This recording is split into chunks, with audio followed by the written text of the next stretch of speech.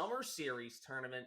I am here today with yo boy Ninja Darius over on my left. Welcome to the stream, guys. Today is a big day. A lot has happened in the past 3 months. But before we get into everything, a quick introduction from my boy Ninja. How are you doing? Happy Wednesday. Welcome to the stream. And how you doing today? What's going on? I'm doing good, thank you. It's my first time being here on the Phase One channel. I'm coming in just a little bit last minute here to help out and making things amazing. Now, a little bit about me. Some of you guys may have seen me here as part of what used to be the ALAC. I've done one cast before with the similar kind of group of people that put on the same production that's now Phase One, as well as that was a big part of the OSU Apex tournament that just happened. If any of you were around for that, because I am from the Oregon State University and I've done some casting there. But once again, thank you very much for having me, and I'm excited to be here. Absolutely. Now, just remember, if you guys didn't know, he did mention, if you aren't familiar with who we are in general, we are Phase One Esports, previously known as the ALAC, the Apex Legends Amateur Circuit. We did a lot of content before in the spring. We had a really big tournament that ended in a lot of good wins, a lot of moments made with a lot of different teams. But we've taken a bigger step to make our names known as Phase One. So we've made that move. You guys seen my face before here on the channel.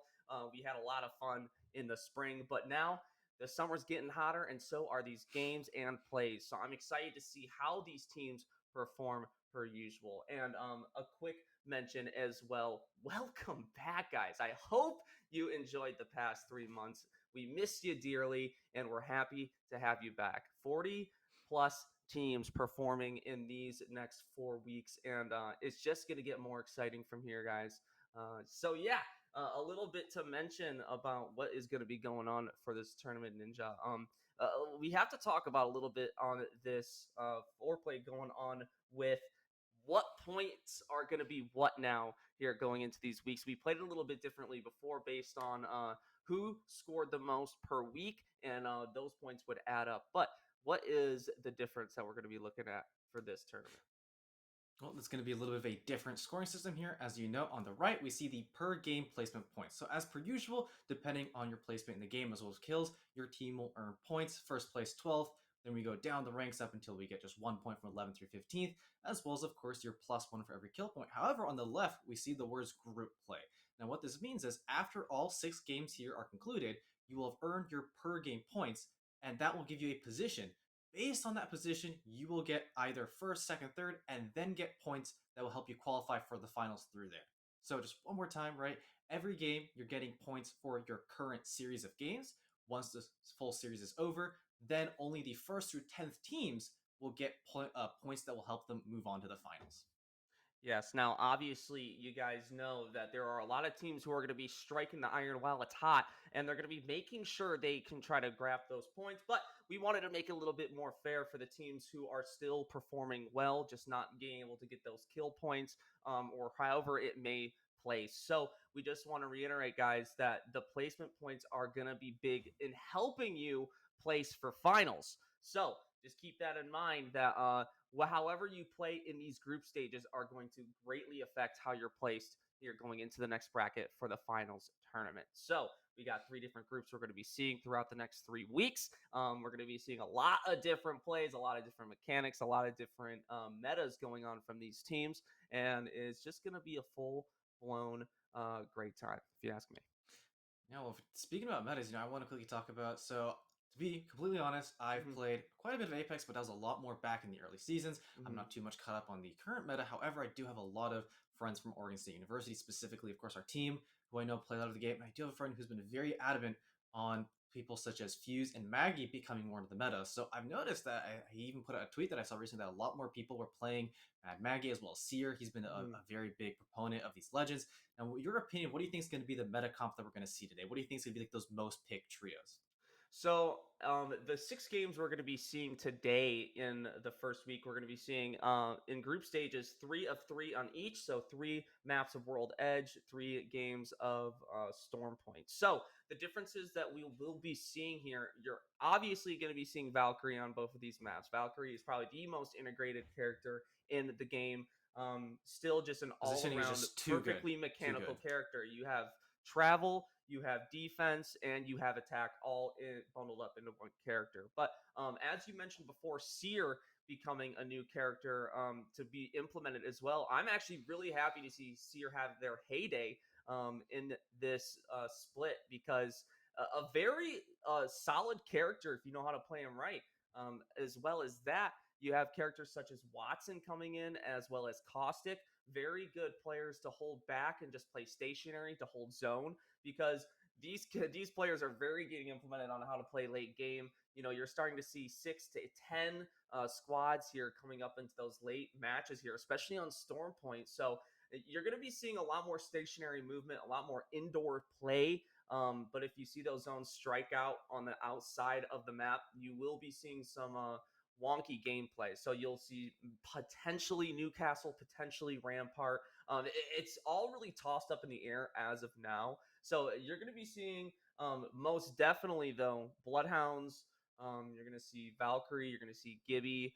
And then my other picks would have to be Caustic, Seer, Watson, Mad Maggie, Loba. Even Loba is a really good character for ammo pickup, and it helps you pick bodies without having to sacrifice yourself into a troublesome position. So, I think there's Hmm. going to be a lot of different play here, depending on how these teams coordinate with each other, how their chemistry works as a unit. So there's just a lot of unpredictability at this moment. There's no solidified state as to what meta could be. What I can say is, the tournament that I watched was just a couple months ago, and the Hmm. big three that we saw there were going to be the Caustic, the Valkyrie, and then most typically they was play with, of course, the Gibby because Gibby's Hmm. just so good with his bubble. And I know that usually Gibby's a pretty staple pick.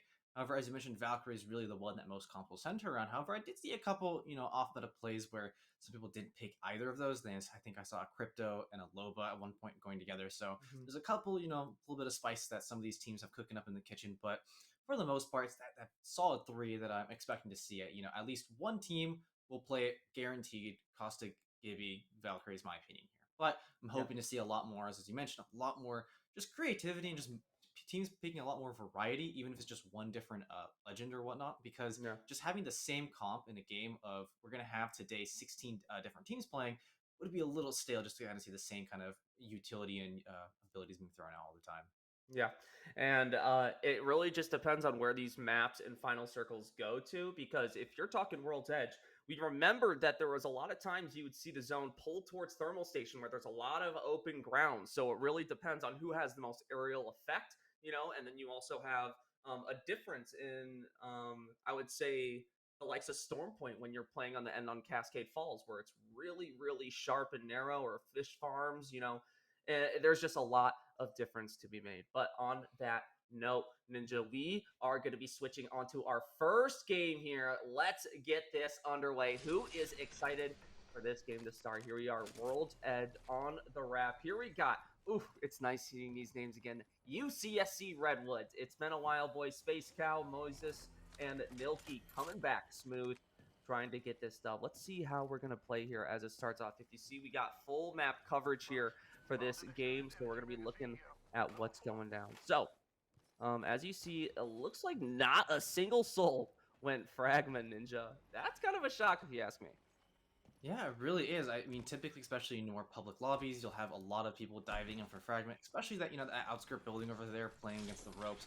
I've dropped hot dropped a couple of times there myself, but to see that none of these teams decided to pick for it, instead we see a lot more of teams closer together at the top left side of the map over there by the skyhook, if I'm not mistaken. Mhm.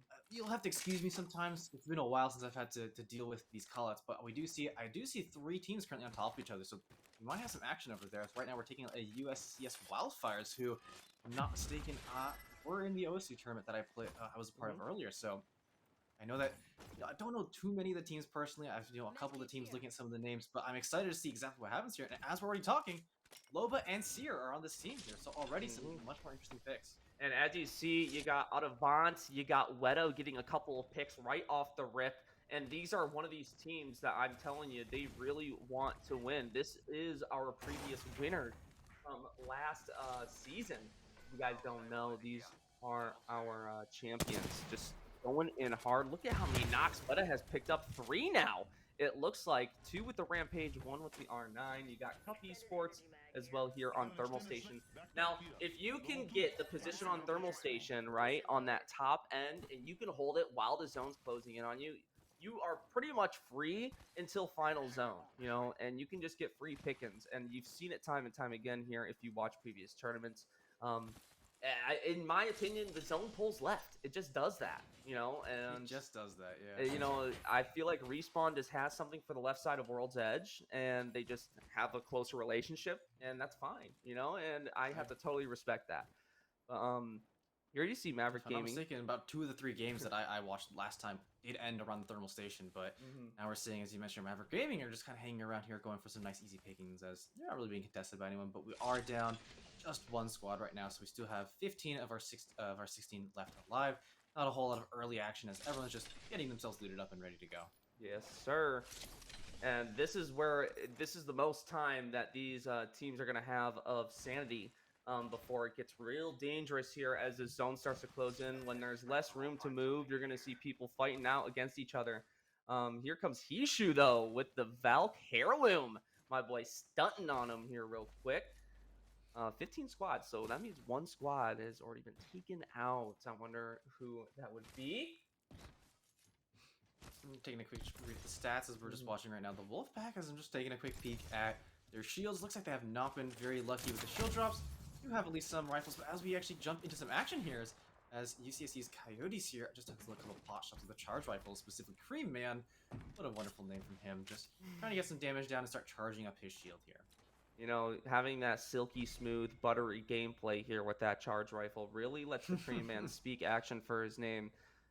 It's really about the movement, and especially, having the 10 times of Digi threat is a dangerous combo. I mean, the charge rifle needs to be nerfed. We all know this. We can all say this. But when it's in your hands, you just get that little guilty pleasure inside you, knowing that you're going to get hits. You're automatically going to get secure damage. So it's like, okay. Because it's not like you have to worry about too much bullet spray, because it's not a bullet. It's a laser. Hit scan, baby. Gotta love it. So here you go again. The UCSC Coyotes, the 3rd UCSC squad that we've seen here in groups 1 through 3 here for day 1.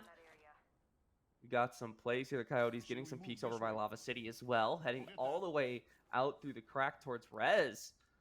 Look at how far that peak is. Absolutely Captain Insano. Now, my question being is, if we take a look back at this map here very shortly, we'll see where this zone is going to be closing in. Then we'll have an opportunity to really grasp where these teams are going to kind of be focusing in on each other here. As we take a look back now, you got the look on the right side. Pulling left here, as you mentioned earlier. I mean, it's also a little more center of the map here, but definitely we do see there's quite a few teams who are not in the center. We'll have to start making their way over there. But again, round 1 zone is super trivial on the damage, but it's not going to be Skyhook this time. Instead, it's going to be centering more around Geyser, possibly the Siphon here, as you have one team which is going to be SGG, who looks like are only 2 players. Not sure if that was a disconnect, which thank you, EA. We'd love to see it happen, but only 2 of the Mox Climbers live. As we're watching here, is Hammerpoint are already down someone, or just taking some damage. As Mayborn take down average over there, but where's the rest of their squad? Ooh, big knocks here to finish off Mayborn, going in hot for SRC Hammerpoint. Now, this is a saying, if you want to get it in with me. I started this last season. It was SRC, that spells we. Makes no sense at all, but I just say it whenever I see their teams, because, yeah. I'll keep that one in the back. Promise. Yeah, with that being said as well, this is going to be kind of dangerous here, as you have a Geyser pole. If you guys don't know, there are 3 entrances to Geyser, 4 technically if you count the cave. So it's really just who can hold that back position the longest, as you have a lot of these teams that are going to have to rotate through Harvester, they're going to have to rotate through Fragment, all the way from Overlook as well, even down from Lava City and Big Mod. All these teams are going to converge each other on these choke points. So you're going to see a lot of action here pulling into that late 3rd zone. And then you'll probably have the final 8-ish squads here trying to play that final zone here on guys who are playing buildings. So it just really depends on who can play that position and have that KP in the early rounds to really be the most effective with their points play here. And if we take just a quick peek to the left side, we do see that Hammerpoint, SRC, as you were mentioning earlier, are currently at 2 kills and over 1,000 damage for the squad, so they're looking great. I don't know if any other squad currently has kills to their names. There's got to be someone who got the wipe on the initial squad there, so we'll keep a lookout for who exactly that was. But right now, once again, the Coyotes with their, their 10xers having some fun here, just scouting people around and just sitting pretty in their positions. If they can really just make sure they can play off any type of people trying to play on their building, they're going to find themselves the best success. The more crowded that they become, the less space that they have to play. It can really make or break any type of play that they want to make as a unit, especially if they're trying to ult out, if they're trying to make some type of safe play at that regard.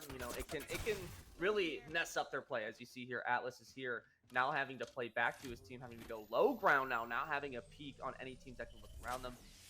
Playing separate as well can really converge. If a team were on that bottom floor, he'd be in a very dangerous position, like I said. So let's just see how these teams can play their best here, playing together, holding hands. They see some action, getting a nice 60 here on that Ashe, breaking their shields. Weta, the kill leader as well. Now, let's just say here, Antimatter starting off really well here with 2 squad wipes. So that's a good look for them as 13 squads remain. Yeah, we do see that it was Cup White as well as Rutgers University are the 2 squads we're going to go down already. Just a couple of the kill feed here, but right now it's just the Coyotes getting a little pinched here. It seems like a team is trying to converge on them, but already cracked. It's going to be Atlas who's taking some pot shots here with his flatline. The Bubble goes down, and the Valkyrie is trying to push these people out of the building, but they can just safely just change floors here and keep rotating around, looking for some angles on this fight here. And here they are to play this out. Here comes Wraith here to go on that top high ground as well. They are doing fine by all means, but remember, this is kind of a dangerous spot for them to be in. They have angles pointed on them in every single direction. They even have the choke point right on that cave. So if they need to move, I would say in the next minute or so would probably be the best for them, unless they just want to go for those kills. Having those points as well is very valuable in the early games. Yeah, and now we see some of the teams here on our scoreboard. We get to see it's going to be Internet Gaming who have 6 kills, and McDonald's Wi-Fi as well. We're taking a peek right now. You used to have the most damage in the game. Now it's getting built up by Internet. However, they do have 3 kills with Seer, as we see has 2 of those kills to his name. So they're feeling good with that KP. But still, the placement points aren't there, as we're still not into those last couple sets of teams. We're definitely going to get much closer once we now have, as we can see in the map in the top left, second zone is now going to force people a little bit more south. As it pulls south, you got teams just trying to play their peaks, seeing if they can find any outliers amongst themselves. If you have some KP at all, that's very nice to have for your team, but McDonald's Wi-Fi is pretty playing outlandishly at the moment. So hopefully they can make it safe to choke point. We can also talk about the fact that they just kind of got to go into Fragment East uncontested and Fragment West as well, because we talked about earlier, nobody dropped there, so it's just plenty of loot, so they can just happily, sit here and just get a bunch of loot. We now see the Wolf Pack here on the other side getting to some loot of their own, but as we just keep looking, it looks like Internet Gaming's damage numbers keep climbing, but as I'm speaking, one goes down as they go inside of a big fight in the middle of the field. They're trying their best to shoot around, but everyone is just trying to go back and forth. The R99 is being pulled out. It's going to be the last one alive. Is going to be able to take them out, and Internet Gaming survive. However, their Mirage does not. And that's going to be, I think, the Wiggles Unlimited there, and Inner Nerd with their 3rd squad wipe here. Now, as you just saw there, the Inner Nerds are reigning champs from before, still playing their best, just tapping their shoes around these players. The team chem is absolutely there. They know who to focus, and that's something that I've noticed is the biggest differential between these teams who know how to play as a unit. You go for that focus on one, turn down how many bullets are being shot against your team all at once, and then you have the advantage simply and foremost, even if you get it down, such as Adavant, one of their biggest stars on our team, just absolutely being out of the fight off the rip. You saw the other 2 converging on the rest of that team, and it just gave them that easy win. Now you see UCSC Coyotes as well as the 2-man Meep there, or Mep, I should say. Their Wraith getting knocked. They don't even have Banner. They have a team right under them. As I said before, if they didn't move, they were going to get converged on. These teams were starting to close in. They have at least 3 teams playing around them, one in the building across. You have another charge rifle out on the edge of zone, and you have a team right underneath them. So, what do you do here if you're the Coyotes? I mean, Atlas has their Valk ult, so they're ready to leave. But what do you do without your teammate's banner? You know, that's the biggest question. I'm wondering if they're going to try to go for just a quick play to be able to maybe go for the banner when Valk sets up the ult. But looks like right now they're just sitting around here trying to contest the point. And I think they were able to trade 1-for-1 because that's the Boxers coach Lewis, who may be on the other team that took down Map, as looks like Kareem just puts down his bubble to get some space here, but doesn't seem the team that was down there. And Coyote is still just playing back and forth, not really sure what to do, as it looks like Map was actually on the outside of the building, so very, very bad spot there. So what are they to do with 20 seconds remaining on their box? Are they going to pick it up? Are they going to leave it without? That's going to be decided in a few moments here. But as you see, Internerds finding another team on the backside of Big Mod. As you see, Weta starting to converge after playing the Rockets. Here you see Audubon and Paxton playing together. There is the knock with the Rampage on one. Shooting Caustic on the inside of that train cart. Seeing some movement, but not getting that finalized shot. It looks like the Wildfires were just eliminated as well. Very good shot, but not gonna count here. As you see, Audubon, Paxson, Weta, all completely reset. They finished their kills, and they are ready to take on a new fight. Just like that. That's four squad wipes, if I'm not mistaken, if I've seen that accurately. Here comes McDonald's Wi-Fi, though, as well, getting a knock here with that R301. It's going to be O-Slab here, as you got their Seer, Wraith, and Valkyrie combo. So you see the Seer and Val combo is playing pretty hard here, as Seer has become a pretty integrated player recently, as he's going to be eating that damage here as he goes for that push. Getting the scan on him on the down. Gonna get that finish real quick on Wraith. Gonna get the swap. O-Slab looking at the shots on the Valkyrie on the outside. Space Cow getting it taken down for the UTSC Redwood squad. And that's gonna be 5 for Slab. Big kills. Looks like O-Slab managed to get the killing blow on all 3 members there. So putting up some excellent damage there for this team. While the rest of the team were just able to, you know, get the info, make sure they know what's going on. But now we see Inner Nerd have made it over here to the train station, and or they're still over here in the same spot here, but they might just be looking for another team who's kind of, looks like they're playing on the edge of the zone here. So will this become squad number 5? We'll have to find out here soon, as it's going to be Inner Nerd looking to take on their fight here. Yep, so Inner Nerds are definitely looking by that train station in Lava City. Being able to have that position on Big Mod is huge for them, because they are the first players to be able to get back into that choke point on Geyser. They're holding back pretty much any team, and if you see, this is how you know they're playing in a very smart position. They have 2 angles where there are no chance a team can peek up on them, so that makes it so that they have complete coverage over everyone else without getting their back shot at. You know, it's a very smart play, despite Geyser being kind of like the hot zone in this circle. A lot of teams are going to gravitate towards there, try to get that early zone. So they're playing the smart route by going to be chasing the zone after they've cleared as many teams as possible in their area. So it's just giving them a better chance at survival with high kill rates. So it's looking really nice for them, and it's pulling towards them as well. So it's not even going to be ending in Geyser. So as you see, it looks like that they are going to have edge of zone right on the front of that building as well. You have at least 5 teams here in Lava City, and then you got those 2 outliers playing on the back highway and on the Geyser choke. And from the looks of it, we see that Premium and Atlas that we saw from before are not able to pick up their friend's banner there. They are just on top of the other squad right below them, but we still just see Internet trading shots back and forth with that squad over there. And I'm not sure if anything's going to get, you know, too intense, if any players are going to go down until the zones start pushing much more heavily, which will be in just a couple of seconds here. Oh, that'll have to be soon. I actually can't tell exactly when the zone's going to move, but looks like Internet are just deciding what to do, as the, you know, Paxton is just kind of grinding over there and using his Wraith tech. And as you see, if you're new to the channel, this might be an outlier pick, as one of the lowest picked characters here for Inner Nerds, or just in general of pro esports for Apex Legends, the Mirage play. But he is just so good with them. Yeah, I mean, Mirage, as you mentioned, is very much not commonly seen. And honestly, I'm not sure why more players don't play him as much, as probably just way better stuff to play in general, because of just how many utility characters there are versus just, you know, damage and being able to use your clones to kind of trick your opponents. But right now, we do see the Grease Police, one of the Lava System teams, repositioning here and getting a lot of good info, telling them where people are. But now we see Cup Esports are looking to take a lot of damage from the zone, and Mist is not able to make it over the fence there. And with the teammate going down, that's also going to be. It looks like Atlas was able to finish him off there. So looks like the Lava City are trying their best to get out there, but the Grease Police are now fighting their own issues here. As the Fuzz might be taken down here soon, as down goes the rest of the team, and there we go. Start leads out, and it's going to be McDonald's Wi-Fi. Picks up another squad rifle. Now we're just down just like that to our last 4, but the Wolfpack already losing a lot of their members left. It's just going to be one left alive. He does have zone here, so he can play to try to do some damage, but if he's not careful, McDonald's Wi-Fi are just peeking ever so closer to this poor man here as the last man of the Wolfpack.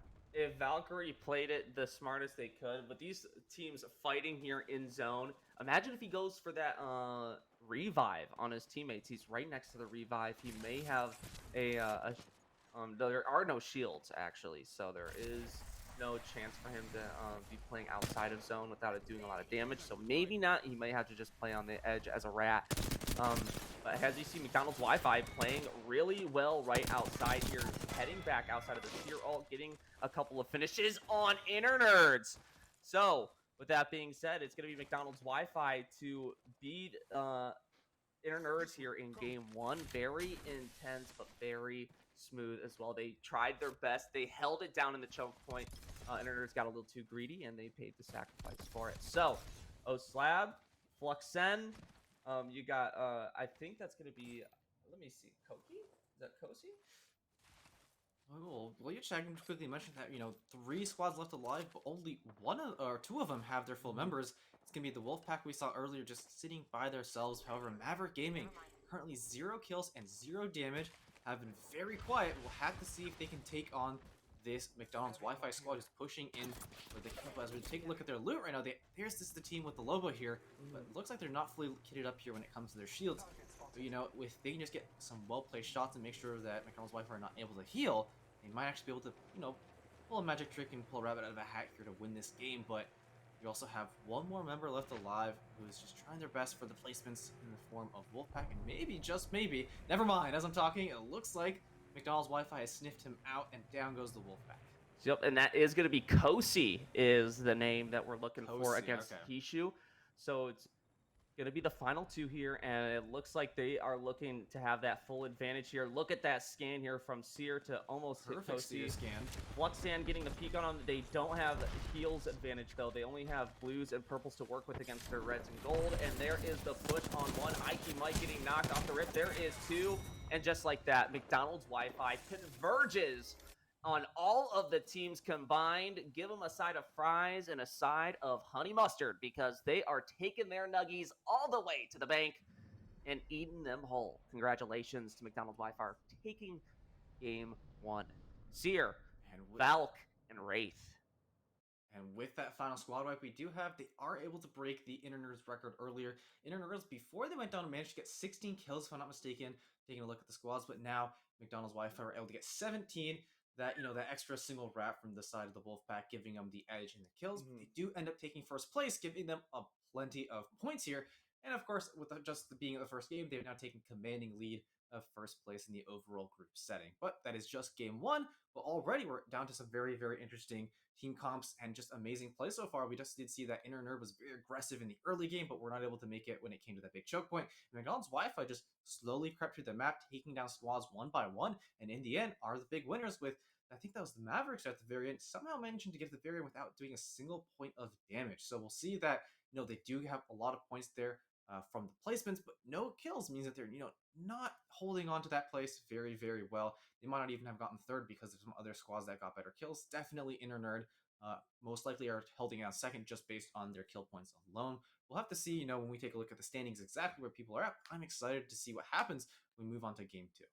Yeah, and as you mentioned, with the 17-16 against Inner Nerds, they are playing very similarly against each other. It looks so nice to see that you have very good contenders here playing off the rip, but both playing tremendously here for each other. They're going to be getting themselves really good standing points regardless. A second place versus a first place is only a 3 points difference between 12 and 9 for each game. So with that being said, there's only so much that can change. It depends on the points. So that's really a 4 point difference that they found each other in.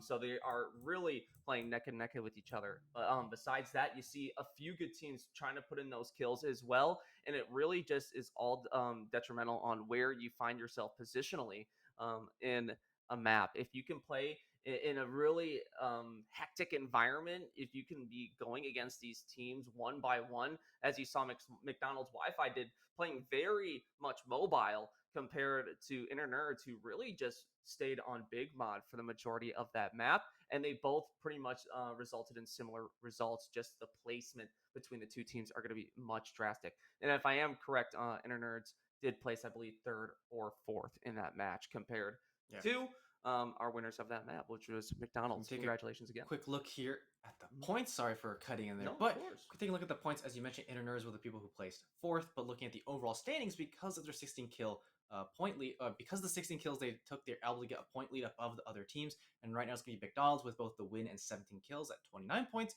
Inner Gaming trailing behind by 10 points at 19, followed by Maverick Gaming, who survived on their placement points there to get 7, and then the Wolfpack at 6, and then just down so and so, losing 1 or so points. But those are going to be your top 4 teams right now. Is going to be McDonald's, Inner Mhm. Nerd, Maverick, and the Wolfpack. But again, this is just game 1, and we still have 5 more games to go, so we'll see where all the teams stack up. But right now, it's going to be McDonald's Wi-Fi who are the champions, and we'll see what happens as we move into game 2. And thank you to Tiebreak.one for powering these leaderboards as well, giving us live breakdowns for each game as they are going on. So big thank yous to them for helping us with production. It means a lot. So with that being said, we just have a few short more minutes before we get into game 2. A lot are going to be happening shortly. So with that being said, make sure you guys are out getting your water, getting your snackies, getting your breaks in as we go ahead and begin game 2 shortly. So, with that being said, do you think there's going to be any switch ups, Ninja? Do you think we're going to see anything else? Or what are your thoughts on what's going to happen in game 2? Well, I'm definitely very happy to see that a lot more people were playing Seer. If I'm not mistaken, we also did see a fuse come out on one of the Mm-hmm. comps. Didn't see, from my perspective, any Mad Maggies. So hopefully we'll see maybe, that maybe it's not really, again, haven't played very long. Maybe it's not a Mm-hmm. World's Edge. Maybe it's more of a Storm Point pick that some people will go for. But I'm definitely liking the much bigger switch up in the comps.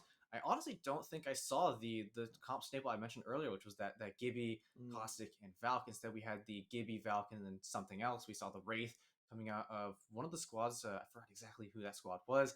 Sometimes, I'm just too much stuff's happening in my brain. Can't remember the full names, but I'm excited to see that a lot Mm-hmm. more just variation when it comes to team comps. We didn't see any Watsons come out yet, but maybe we'll see some team pick it up here. But speaking of just what's going to be working the best, it looks like right now it's going to be still the Gibby Valk that are the most preferred by the players, but definitely happy to see a lot more of what I would say kind of like pocket picks coming out. And Mm-hmm. maybe we'll continue to see that as this series continues.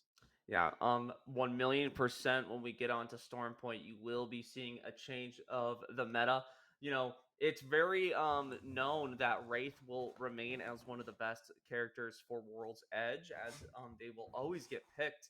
Um, but with that, something that I think is a big change here is the Seer, as we've been talking about. Seer's been playing a very utilized character as of recent to cancel reses, to cancel bats, to really hold back these teams. Um, but something that I think that is going to be seen as well is the three stack combo that I think is going to be really putting in the most work is going to be Valkyrie, Seer, and Gibby. Those three right there. I think that's going to be the team that we're going to be seeing probably rotating into Storm Point again. Um, but again, I really want to see like potentially Horizon. I loved seeing Watson and Caustic being played. I think Caustic at this moment is really a hit or miss depending on who's playing them. So if we can have a really good defensive team finding their way through zone early on and just holding back teams, playing against the world and having an amazing game, I'd love to see it. I think it would be a hype match. Yeah, and I mean, I think when it comes to holding things back, you might want to actually maybe a lot of these teams are thinking of kind of playing it safer later on and kind of playing more Mhm. aggressive right now, aiming for those kill points because again, those kill points are guaranteed 1 point. Placements on the other hand are much more scaling and maximum you can get is 12 versus you can kind of get an easy 3 to 6 points if you're just able Mhm. to squad wipe. So if you actually go for some more aggressive comps, Every squad you wipe means that you get a better placement, and every squad you wipe also means more points for you. So it's always a win-win to try to get these kills. So maybe that's what we're seeing, a little more aggressive comps coming out here at the beginning. And probably towards the end, we might see a couple more people click out the caustic to be a little more safe. We did see, however, as I mentioned, the team Maverick made it all the way to the second without getting a single kill. So there's already some teams we saw playing a bit safe, and we'll have to see if they decide to play a little more aggressive now that they have got a couple points comfortably under their belts. But some of the other teams who weren't able to get any points because they play so low are definitely going to be hungry for some squads here, trying to make sure that they can at least get on that leaderboard. Because once again, to go back to the format we mentioned earlier, if you're just joining us, right now these teams are playing in sets of groups. It's going to be group 1 versus group 3 here, and all the points that they occur is just going to give them a placement overall, and from that placement will be determined overall group points that will help them move on into the finals later on. So a lot of these teams still hunting for points, but we're still waiting on game 2 to start, and it's still very, very early, so we can't really say who's taking the massive lead, other than the fact that McDonald's Wi-Fi very comfortably have a nice point lead right now. And as you mentioned earlier with Maverick Esports, being and playing safe here in these early rounds can almost be detrimental to your own play. They got second place, yes, but they only managed to get 7 points out of the entire game compared to our first placers as well, who managed to rack up 17 kills and giving themselves 29 points, and that's with the point place difference, yes, it is really huge to get those 7 points. But in my opinion, if you play the best of both worlds, you get the benefits of both as well. So having those moments where you pick and choose, having those opportunities to decide as a group whether or not you should take a fight, whether it's the best possible move that you guys can make, and then just playing it from there. Yeah, I just want to, quickly, as we're kind of waiting here, give you a little throw up here, which Mhm. is when I was watching the OC Apex tournament, the biggest kill lead I've ever seen was, I can't remember the name of the team off the top of my head, but they got, as a team, 29 kills in an Mhm. about 58 to 56 person lobby. So we're not running that big of a lobby right now. It's Mhm. only 18, or it's only 16 total teams. So at most we can have, what is that, 48 players in total. We just Mhm. saw 17 kills.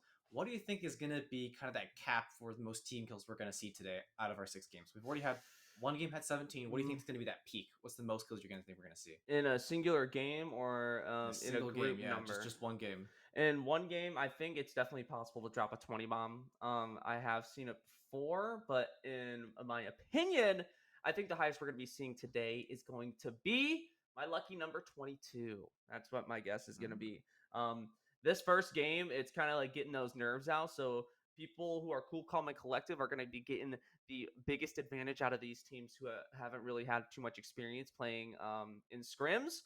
So I think you're going to be seeing potentially just a little bit of an uplift, but we're looking at pretty great numbers as we see them now. Yeah, and powered by Tiebreak, we do see here that scoreboard that we were looking at earlier behind the scenes, and you get to fully see it now for yourself, kind of what happened there. This is going to be the overall placement. So you see, right, McDonald's Wi-Fi first, Maverick Gaming second, and of course we see points and kills. And it looks like, just taking a quick peek here, that kind of Internet and McDonald's Wi-Fi ran the lobby today, or at least in this game, excuse me, with over, I think that's about over 2/3 of all the kills going just to them. We see the head-to-head here as we have 17 and 16 makes a quick pass 33 out of the 48. So yeah, Hmm. just over about 2/3 of the kills were only between these two squads here. And we do see, of course, almost a 10K coming out from McDonald's Wi-Fi at the very end there. I think Hmm. maybe if they had to fight a full squad instead of just the one member from the Wolfpack, they might have gotten the 10K there. But this is, of course, just again, as you mentioned, the first game, and we'll have to see what continues happening as these competitors start getting more into their game and have warmed up now after their game 1. You're absolutely right, and I think we should be heading into there very, very shortly. So tighten your belt and sit down with your popcorn because game two is underway. Two being my lucky number. I think that we're going to be seeing um, a little bit more aggression. I don't know. I feel like teams are starting to get more comfortable. I feel like they want to make a statement as they know it here in day one. My opinions, my guesses is McDonald Wi-Fi is trying to move forward with their goals. So I think that we're going to be seeing some aggressive play from them. As well as that, I can't wait to see what we have from UCSC Wildfires as well, and the UCSC Coyotes. They've been playing pretty well. I think one of them had 4 kills here in game one, if I am not Mhm. mistaken. And then as well as that, I think we have the Wolfpack who played very well to begin as well. So if we can get some teams to just start fighting each other more off the rip, I can only guess that we are going to be getting some fights. Now, is anyone going to drop Fragment? Can we get that I don't know. honestly answered? Like, no one's gonna be Yeah. dropping Fragment. Like, come on, guys. Like, we can do this. Like, you can go there. It's not gonna hurt you. I mean, you are directly in the middle of the map per se, but let me just say, there's a lot of loot there because no one's going there. You know, so give Plenty it a of loot to chance. share, and I Give it a mean, try. You yeah. know, I know you guys can't hear me because this is 5 minutes away technically from when we're seeing it, and the game will be started by then. But you never know what could happen. If you guys go there off telepathically, I will really appreciate it. That would be nice. Thank Well, I mean, if any of the squads are paying attention to what happened before, right? As we mentioned earlier, there was no you. one dropping there, and I forget if it was. I think McDonald's Wi-Fi just passed through it for free, so maybe Mm-hmm. they'll have seen that and possibly go for it. But we have got word that game two is starting, so we'll be very, very quickly in the lobby. And as I say that, thank you for the producers for the nice wipe. And here we are dropping into game two, and let's see. As I do see one squad moving a little bit over towards Fragment West, and it's going to be McDonald's Wi-Fi, the Yeah, exact they team we want mentioned. it. Yeah, they And they walked know through. what's up. No, they walked through last game and saw that every single pill was unlooted, and they're like, maybe we should drop here. And look, Hmm. they're gonna be alone too, which is the funny part. And we do see one squad going for free over to Overlook.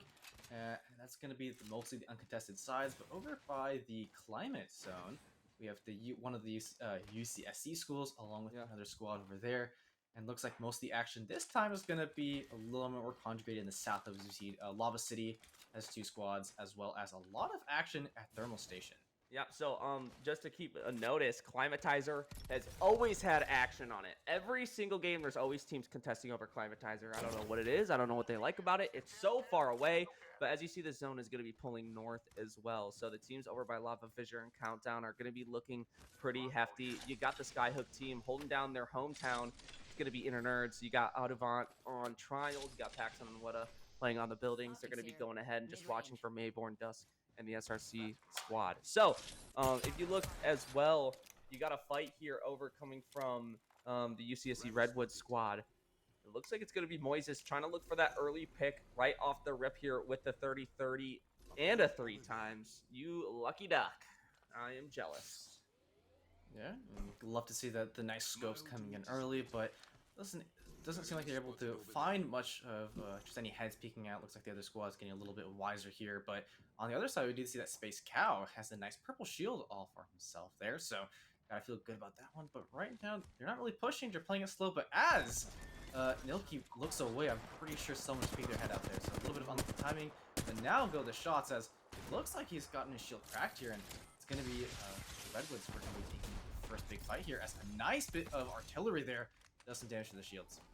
Now, Nilki taking a look at their Valk as well, almost breaking their shield, and does so here, doing a little bit of health damage as you've got them holding the door. I think you got at least 2 holding high ground. Space Cow getting their shields broken on purple. There is a big PK shot on Nilki as he has to go for the swap real quick. Moises now the only shielded person besides Nilki here, trying to get that peek together. Going to be walking around as they've got the Seer ult played now. So they can get position, they were able to they down can one. get sights, and they're going to make sure this team has to play back. Moises getting knocked, though, as you got a look on 192. Big one from Nilki as they get the full sweep here to take over Climatizer and get the res off Moises. And now they got free loot all around. And that's going to be the Rutgers U squad who goes down, who last game went out, were the second to go out at the very beginning, or was that? Yeah, second to go out at the beginning, and now first to go out, so not very good games for them just to start, but they have been taking quite a bit of action, and just we're not able to make it out there. Possibly, we're not doing favorable on the loot, but gotta give it to the Redwood squad for just having an excellent play there and able to take it out and get the first kills of the game here, as we now take a look at the Wi-Fi squad, who are just happily looting Fragment to their heart's content. And they have a Horizon.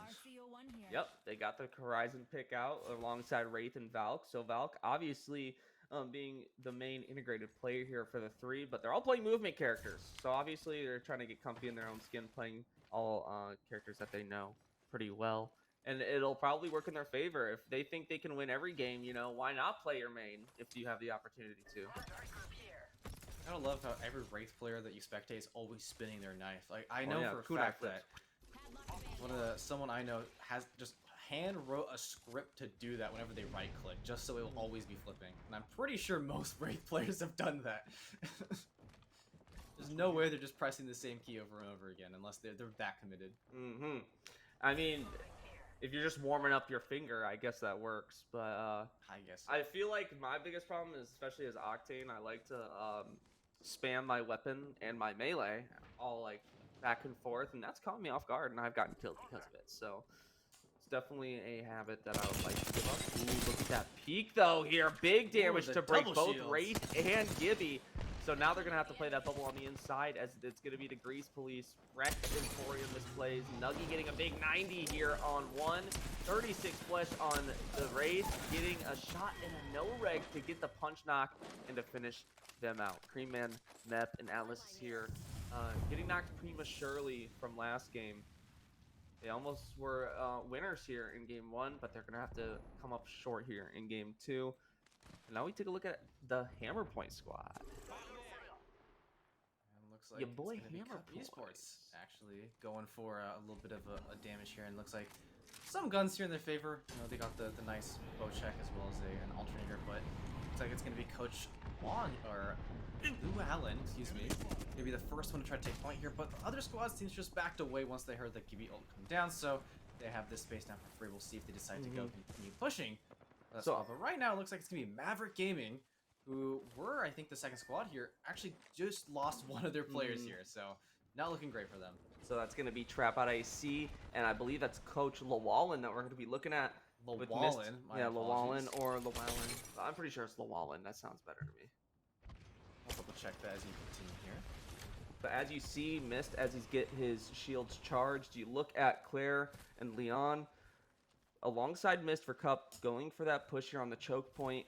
And this could be potentially very dangerous to them if they're not playing accurately as they make their way down to Harvester. It looks like he's going to be taking a look at that zip, getting the knock on God's aim, and they are going to get the knock. So if they can get that full kill real quick, as they got another team shooting at them all the way at why do I keep calling it Refactory at Harvester? I do have some news as the fight's going down here. It is Llewellyn. So Llewellyn. You're both wrong. So we're both wrong. Now we know. So we both lose. Woohoo! Woo! All right, sorry about that, Llewellyn. I apologize. Other Cup squad are actually over here. The Cup, not Cup Esports, who are the ones who are contesting the sky. Oh, what is that? The launch tower. There we go. It could be a potential that they know it's them, but most likely not. It just is a coincidence that they're playing on these zones. If they've played together before, they probably have similar rotations if they've practiced it, so it could just be how it is. It'd be like it do sometimes, you know.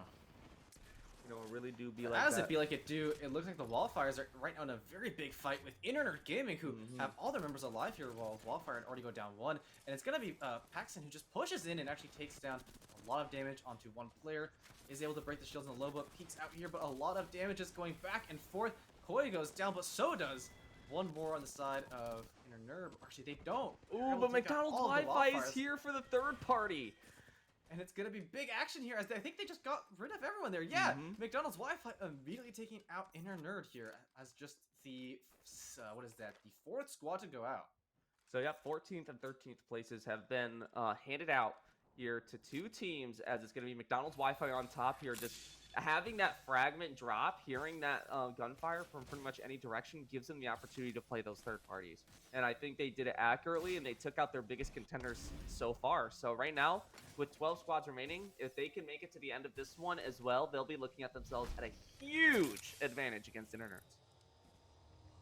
Yeah, and I mean, they're just going to, if they're able to place just anywhere near like the top 5, they'll definitely have a massive point lead over almost any other team going into game 3. But right now, they're just playing it, I mean, I'm not sure where I was going with that, but right now they're doing an excellent job in this second game to continue racking up their points.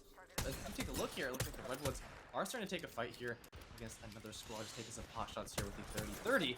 as the Valve shots go out, but Moses not able to connect too many of those, is starting to push in now, get a little bit closer with this team. So there are 4 squads that are currently here looking at in this zone. So you have Redwoods here, you got the UCSC squad, you also have McDonald's here looking on the left side towards Epicenter. And it looks like they're about to be fighting right now as Moises puts down that Seer ult. He gets his shield broken, and there's not much time remaining before they're going to have to rotate out of here. Are they going to hold and try to get a knock? And it looks like you got Nilki trying to get some picks off of one, not getting a break, so it looks like they're going to rotate. But they have to be wary. McDonald's Wi-Fi is very, very close as they try to get a pick off on Space Cow. Both being broken, and Nilki is now one shot. Can he be safe and prevent himself from getting knocked? Space Cow is going to be safe as they get the Q into building. And looks like not able to save himself. Nilki does get taken down here by McDonald's Wi-Fi squad, but hasn't been killed just yet. McDonald's Wi-Fi just holding off this little building here of their own, but there we go. A nice place. Arcstar there does take down Nilki, so it's going to have to be the banner recovered here on the Redwood squad, but right now no one seems to be pushing them. But on the other side, McDonald's Wi-Fi just moved out of their spot and started to take up space here, trying to fight the other team coming out of that choke point there. So here they go. McDonald's Wi-Fi trying to play big action here as it comes the Horizon ult. Playing a couple of nades to make sure they stay close, getting a knock on one with the Fluxin, getting one with the flatline. Oslab getting one with his Arcstar as well, making it one alive. He has to push back towards Highway, but it looks like Kosi wants to go for it. Oh, but here comes the Grease Police right behind, waiting for their third party. So will McDonald's Wi-Fi get the treatment that was just had to them, or are they gonna figure out a way in between the sandwich?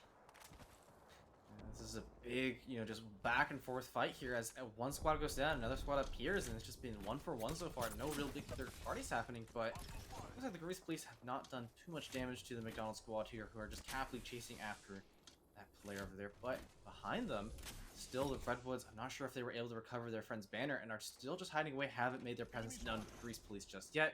Well, McDonald's have run into the tunnels right now. And as I say that, Grease Police find the Redwoods. And they are just going to take a peek over by Survey Camp, making sure that they hold them back. That was the building that they initially got. Here comes McDonald's. Kosi is one shot. What? And here comes the peek trying to get that finish. It's going to be Caustic, but he gets a little too greedy. And he is one shot. No, it's a Gibby. This Gibby gets a bat off, 110, holding off on that team. Let's see as this plays out. They're going to be pushing the bubble. There is the shot from behind from the Grease Police. Now they are officially sandwiched in between two squads. Let's see how they play this together. Not taking too much damage. They all having shields. Caustic is now down from the Thermite. They're going to go ahead and push. Look at that big damage. 167. Now look at this. One final player. Again, 11 squads. Now the kill leader. These are huge kills for McDonald's Wi-Fi. And that's going to be the Wolfpack going down, but as I looked in the kill feed, I noticed that Nilki went down yet again, so I think he was actually managed to be respawned by his team, but unfortunately is out once again. The Redwoods still holding their own here, doing their best, but another team seems to have knocked out. Well, the Grease Police just holding down the train car right now, not trying to push away from it. Just using the space that they know they don't have to worry about zone right now. They're sitting pretty as they do spot one, and the nice 74 coming out on the charge rifle from misplays here. Now look at where this zone is going to be gravitating towards as well. On the right side of Survey Camp. So there's going to be a lot of rocks, a lot of elevation to play. Yeah, but as we speak, there's going to be McDonald's Wi-Fi and yet another fight here. These guys just cannot stop fighting, and they are looking to get more points here. You know, they might be a multi-conglomerate corporation, but they are hungry for more kills here, as the Wi-Fi squad's looking to get another squad wipe on their hands here, but it looks like the other squad's just trying to back away using their Gibby bubble for safety, but McDonald's Wi-Fi just have full shields, full armor, no problems, no worries, as the shield car's going to go down on the Valkyrie there. I think that's going to be Gibby ultimate coming in, trying to dissuade the McDonald's Wi-Fi from pushing any further. But it's going to be Flux on the Wraith here. It's pushed very, very far up here. He just keeps trying to take pot shots, but not able to see too many heads right now. And so the Wi-Fi squad not able to get the eliminations, but still dealing massive damage. As you see, though, Kosi and Oslab just both got themselves an elimination. There is the finish to get a free Shield, and as well as that, you got Kosi going ahead for that final player over on Epicenter, taking big shots to finish out Mist to take out Coach Llewellyn as well. The Cup Esports, yeah, that was the score we saw earlier. So now you got SGG playing as a 2-stack again. So this might be the 2 for the night.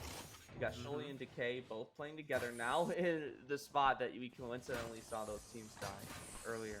But they're going to be playing this pretty tightly here. 1 defense, 1 movement. Probably the best you can play, though, as I think this is our first Maggie that we've seen for the night. You're right, that's got to be the penetrating charge there from Maggie. I actually don't know the name properly. But I just call it her bottle rocket, so it's fine. Bottle rocket, fair enough. But yeah, looks like the squad of 2 here are trying to hold their own. They have made it to 9th so far, so they at least get some points for making it this far. But now we see on the other side of the map, we have CSUDH Gold here, who have not seen a whole lot of action, but they're starting to slowly get some good loot and do have the zone to their backs here. So not in a bad position right now. We'll see what they decide to do here. But just looking really quick, it still seems that McDonald's Wi-Fi are the squad to beat right now. And you got CSUDH Gold as well. They were taken down as the first squad here in Game 1, now playing a much better position here on Epicenter, just playing that high ground, waiting for that rotation. They are very close to that zone, so you just have to play next to it. Look at the rat on the bottom right. You got Heike, Mikey, and then you got the rest of these teams just kind of playing out. You have that 3 squad. You have at least 3 squads playing outer, and then the remaining teams over inserting. Yeah, but as you mentioned, the rat, it looks like McDonald's Wi-Fi. I've actually lost one as Fluxin has gone down with Oslab getting very, very low here. Looks like they're taking a fight that they could not afford to take right now, as they have to leave the area and just recover for a bit. I'm not exactly sure who they're fighting per se, because I wasn't able to see the nameplates fully, but you know, he's already lost a player, and this late in the game is going to be very hard to get them back. And I think it's going to be SRC. That spells we Hammer Point. We're able to take them down. Mayborn's also down as the push coming in as they're healing. Only the last one alive of the Seer, and down goes the SRC squad as the McDonald's Wi-Fi. They're down a player, but they don't care. 2v3, that's the best odds for them. Very, very good plays. They are just continuing racking up those kill points, but you got the Grease Police always on their trail. They may have not gotten them today, but they will be there for their demise if they can be. So you got the 2-stack here. Sholi now getting knocked, so I believe it's just going to be Val left for that 2-stack, and they're going to be bleeded out, as it's going to be 7 squads now remaining. You got Nuggy, Misplays, Rex Emporium, both playing on that outside zone. You got 3 seconds left before they got to make that rotation in, and let's see as you got the final 7 just holding their ground. Still so much coverage from these teams, and we're going to be seeing it happen now. You got Cup White also playing high ground here as they go for that rotation on the back survey. Zone is closing in. Now remember, this is going to be the 5th one, so it does big damage if they get stuck in it. And the zone is now going to become a very, very big problem for all these teams. They have to start moving closer and closer together. Now is getting a nice overlook. We see that on the mountain is going to be the rest of the McDonald's squad, but they're going to have to run into this squad here on the left side. But they're just trying to push through and avoid the squad as Space Cat over there at the Sphere utility hits the 3 numbers, and they're stuck inside the zone. So down goes 1 from Cup White, down goes 2, and down goes 3, and immediately that's going to be Nilki from the UCSC squad actually getting all the bleed out credit there. But I think it was the Seer stun that really dissuaded them from actually moving very, very far, and that's going to be a full squad wipe coming out for that team. So they feel very great, and that's the Redwoods who had lost Nilki earlier, and he has, I think, the 2nd time come back and is doing great now. Very good for them to just hold their cover now as they just got their wipe. They got the KP. They can just play their life. Look at McDonald's Wi-Fi. 8 kills from Kosi. They do have the banner, but they just don't have a beacon they can deliver it to. And if I'm not mistaken, they have one right to their left. Pickups, right? You're not able to find. No, they do have a res. They have a mobile res right to their left, but they have teams right below them as well. So they have one available to them. Are they just going to play it, though? That's the question. It might be bait. It might not be. With 5 squads, if you have enough cover, you might as well take it. But it looks like that's going to be right in smack dab in the front of everyone else, so it might not be the smart play to make. And right below them is the Redwood squad. They sniffed them out here. And it looks like there's just everyone's around the corner here. They're trying to hunt down the MC squad. Actually, they were able to get the res off because it looks like Fluxan is back in the picture here. So, and look at Misplays as well. Misplays is having a great angle on McDonald's, but he has to play down now as his shield gets broken. They're all 3 gonna have to play out. They are shielded up and ready to go, and it looks like they're gonna be trying to fake them to try to go for some type of move here. But the Redwoods aren't budging. They're just going to be playing low ground as you get McDonald's Wi-Fi, just waiting to see if they can get any peak to get a knock to make it an advantage on each other. But if they have a 3-stack, they are looking at an even fight, and if they're dropping down, that gives them fractions of time for the Redwoods to fight on them. Some nice fancy footwork from O-Slab, more like some Yeah. fancy jet work, as they're now got the fall, and here we go, here comes the fight. Horizon taking down, putting in the ultimate. That's going to be all the Redwoods stuck in it with the zones right behind them, so they're having trouble moving. The Dog Life are doing their best, but Fluxon does not have a whole lot of armor, and it's going to be Coast right now using the Peacekeeper and the Flatline trying to deal damage, and with all that utility dump, they're able to make it out of there perfectly fine, but no one from Redwoods has gone fully down. We do see that Flux the takedown. Milky, though, the shield's been broken. The other fights going out here. The bleed out happens on the Moses, and that's going to be Maverick Gaming, who are actually the people eliminated there. I think that was one of the rats that was high key. Maybe, yep. The rat's still going to be the Rebels trying to run away right now, as it's going to be Fluxon racking up damage, and the MC squad in a very weird position to make it out alive. Woo! And the fights are breaking out all over the place right now. CGB Ultimate's coming down, Nugget going down, and Fluxon is just getting free reign here with his R301 to just fire at any person he wants. Yeah, he gets all of these kills to make it the final 2 huge kills. I think we're going to go plus a 20 bomb on this team here. And as you have it, and there McDonald's just wipes them. 2 games in a row for McDonald's Wi-Fi here. And no matter the zone, they are making it happen. It looks like dropping Fragment was the best decision they could have made. What a cinematic view here from that observer. Thank you so much for the pan to the sky. It made my day. Anyway, here you have McDonald's coming again, this time with the Horizon play. That, my friends, is a GG here on game 2. Ninja Darius, what, in your opinion, my friend, was that highlight of the game? Like, what did you see there that was really made one of these teams an outlier compared to the rest? Well, I've got to say, my just highlight moment had to be the play just from once the zone started closing there till the very end. We saw McDonald's Wi-Fi just, it was really hard to tell what was going on, but they personally did just a masterclass of positioning and utility use because they were stuck between 3 different teams. They were on top of a rock. Everyone knew where they was. They had a team below them, a team on the rock shooting at them, and they just hit the go button. They ran out. Horizon threw down the utilities, so they couldn't really hit them. Got the vertical gameplay going. The ult also put down, meaning that the Redwoods were not able to move out. The Redwoods made the poor decision of not getting further away from the zone. They were just stuck there. So they end up getting gunned down. However, they are able to push around a bit, only to get fought into another team. The McDonald's squad were able to just sit peacefully. Were able to, check their corners and their angles. And from there, what was a 4-squad craziness, we have to talk about the fact that Paxton also came in just then. He had been dead the entire time, just got the respawn, and even with, barely any shields, barely any armor, barely anything, still manages to get, I think, 2 downs to his name. So it's got to be that last play there by the McDonald's that really stood out to me. But it was also just really impressive to see how far that squad was able to go with just 2 of their members alive and missing one of their players. So, if you didn't notice as well, McDonald's Wi-Fi was actually the team that pulled off that res there in the last moment. That's why you saw their Wraith having a gray shield right off the rip. So when there was around 4 squads left, amidst all the havoc, as they had 3 squads playing against them, UCSC Redwoods just couldn't converge on getting that res. I think that's what made them play so frail there at the end, was they were holding low ground, but they also just realized that their Wraith only has a gray shield. Even though they just got res. So it made them play in a state of panic, and it made them end up making sacrifices there on the low ground, which ultimately gave Wi-Fi the high ground position there at the very end, and it let them just break down every team. As I said, if you see what the goal is as a team, it's to break down the others. If you can make them a 2-man, if you can make them a 1-man, that automatically brings your odds up of winning, compared to a 1 battle versus 1 battle of each other's group. So I think that overall McDonald's Wi-Fi is playing very, very efficiently. They're playing smart and tactically. And the fact that they took down Internerds Gaming as the 14th squad, or the 13th, right off the rip, right near Epicenter, that changes the pace of this game tremendously. Yeah, and let's just talk really quickly about, we talked earlier, I gave you that question, how many kills do you think is going to happen? Looking at the stats right now, Wi-Fi got 24 in that last match, overall kills. We're credited That's more than I predicted. That's 2 more than you're predicting, and we did pass the 20 bomb marker, so they're definitely got to feel really, really great about that. And not only did they have a big lead before, but they're going to have an even bigger lead now, so they're comfortably in first place.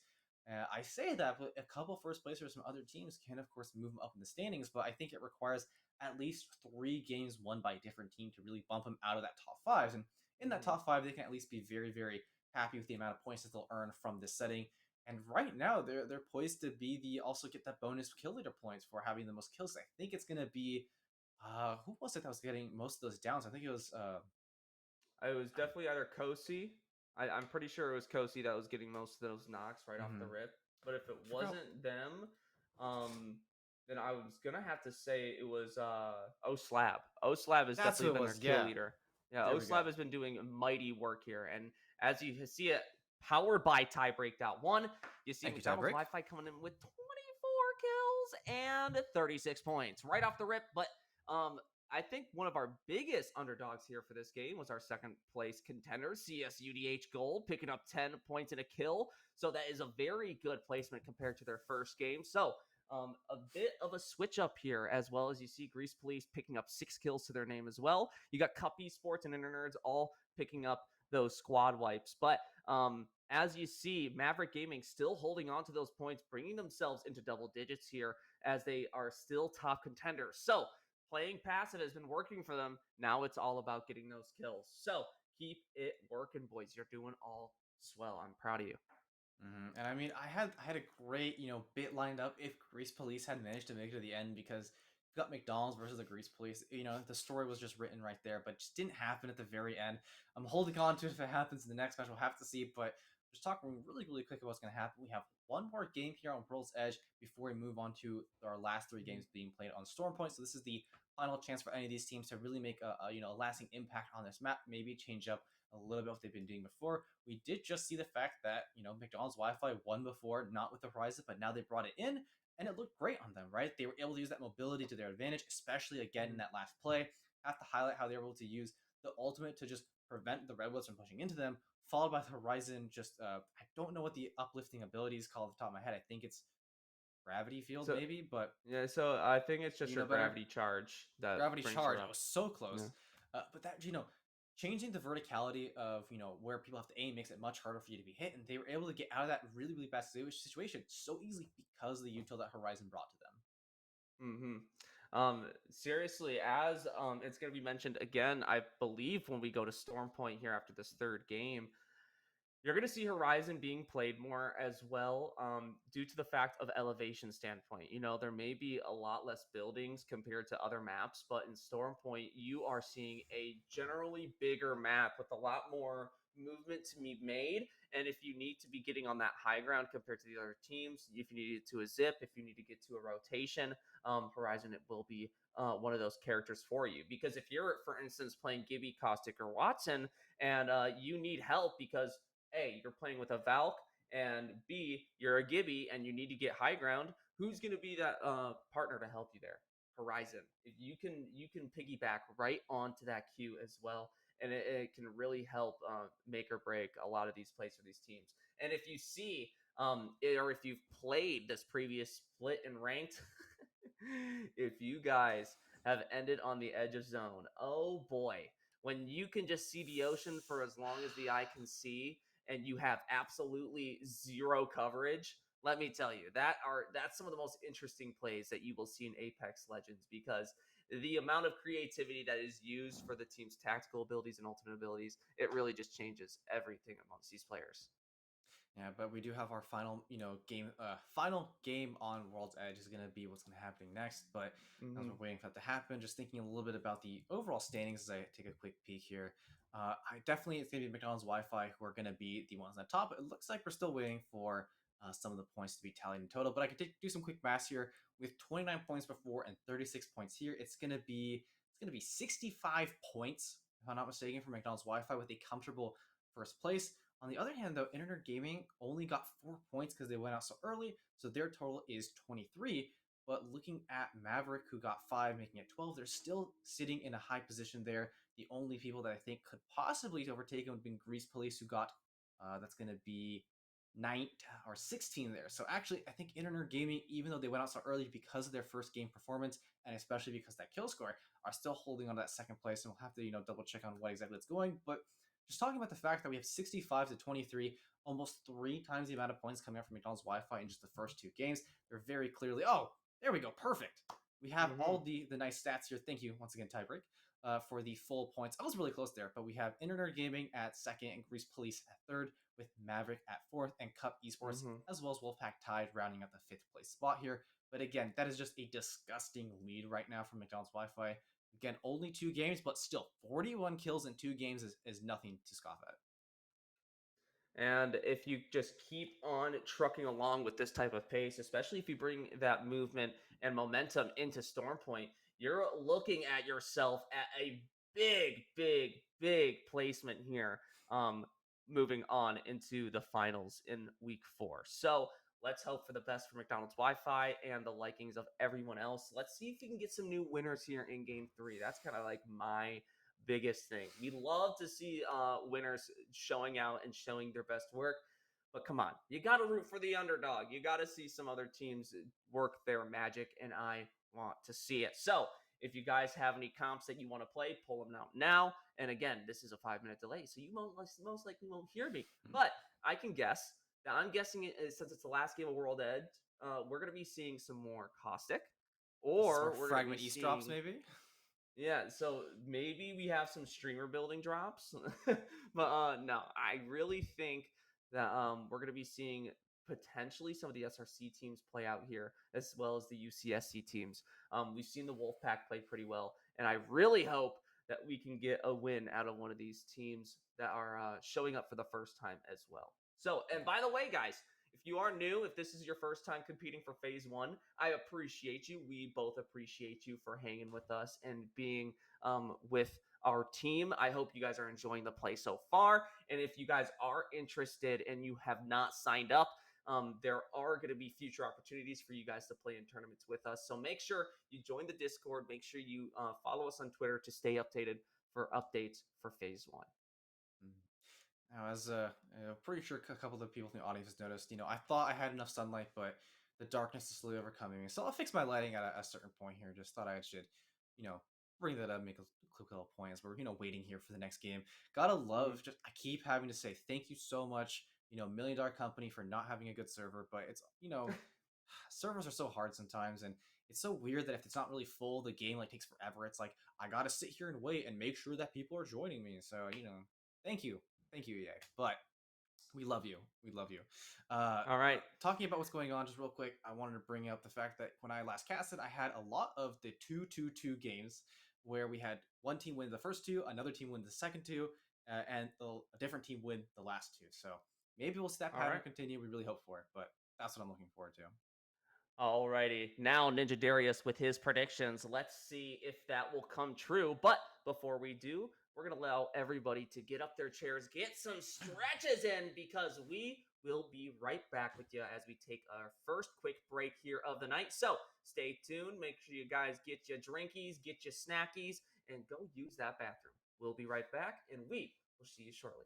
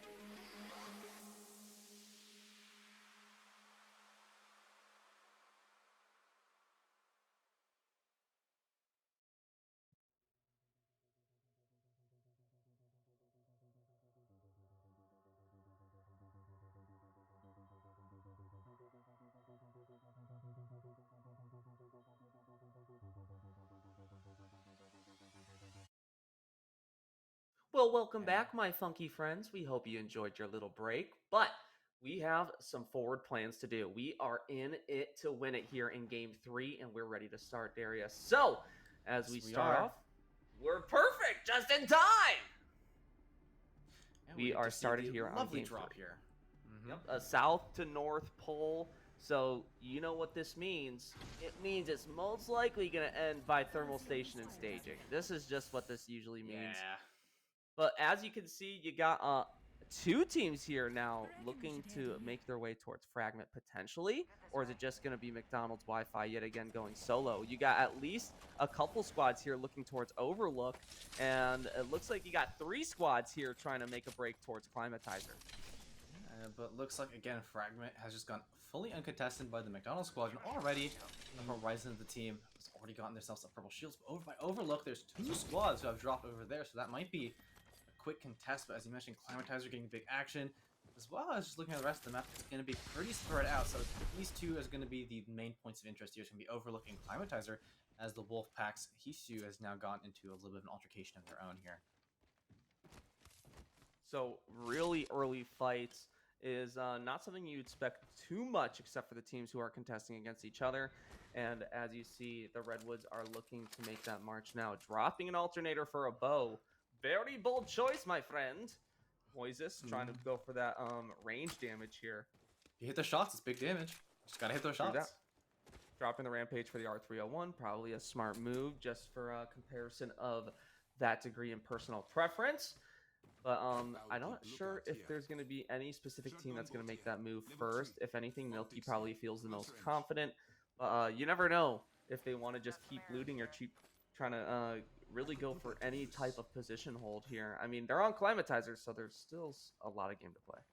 Keep looting or keep shooting is the question here. Is it's going to be the Redwoods who are the ones we're taking a peek at right now, and they're just playing around here in the middle section of the Climatizer. They haven't. I think they've maybe have inklings that someone's around here, but haven't gone for the full peek here. As I do see that Milky is the one playing it safe right now, and yeah, I think we saw this fight earlier last game. I forgot exactly the teams that were over here, but already a crack coming down from Koi, it looks like. Or Koi down someone, excuse me, but it's going to be Nilki gets the crack here. So on the other side of the map, there is a different fight happening, as it's going to be quite a few downs looking at the mini-map right now, but no squad eliminated just yet. Just some damage trading out back and forth between the Redwoods and the other squad here, but we'll have to see if any more action is going to happen, as Cub White in the kill feed is the first squad to already be eliminated here. And as you see, the building that Redwoods was looking at here was the building that they got eliminated on last building. So maybe they're getting a couple of flashbacks and second guessing if they want to make that play again. They know that there are at least 2 teams around in their vicinity, so they are probably just going to stay grouped together here. But Space Cow is definitely making that march first to go for those first picks, and he gets the knock on Sleepy. Space Cow making those moves. Very good work on you. Proud of you. And gaming against them as they try to get that finish here on the first. But you got another one playing again. Gibby broken on the other squad, getting a stick to finish that Valkyrie. So that's going to finish one, making it a 3v2. And now it's just really up to Space Cow to make sure they hold that force. And it's not going to give Gibby a lot of time to play and run away. I'm not sure if they're going to be playing against each other. But I think it's going to be just these two trying to hold back. But does the Redwood squad push this, or do they hold? You know, that's the question.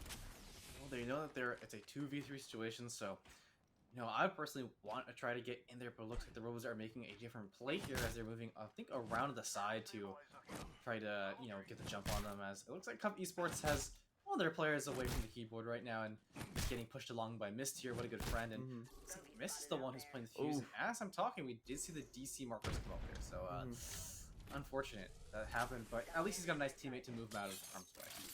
And I'm just hoping that they are able to get back in the game. I mean, their body is still here, so it may have just been a game crash, so let's hope for the best there. Now you got Redwoods pulling out that scan for Seer, not having any movement in their area, but they do get a heartbeat sensor as they go for the push, looking at a pick, and they get 2, breaking 1 with that bow. That's really good damage, and he gets the headshot and knock on Gibraltar.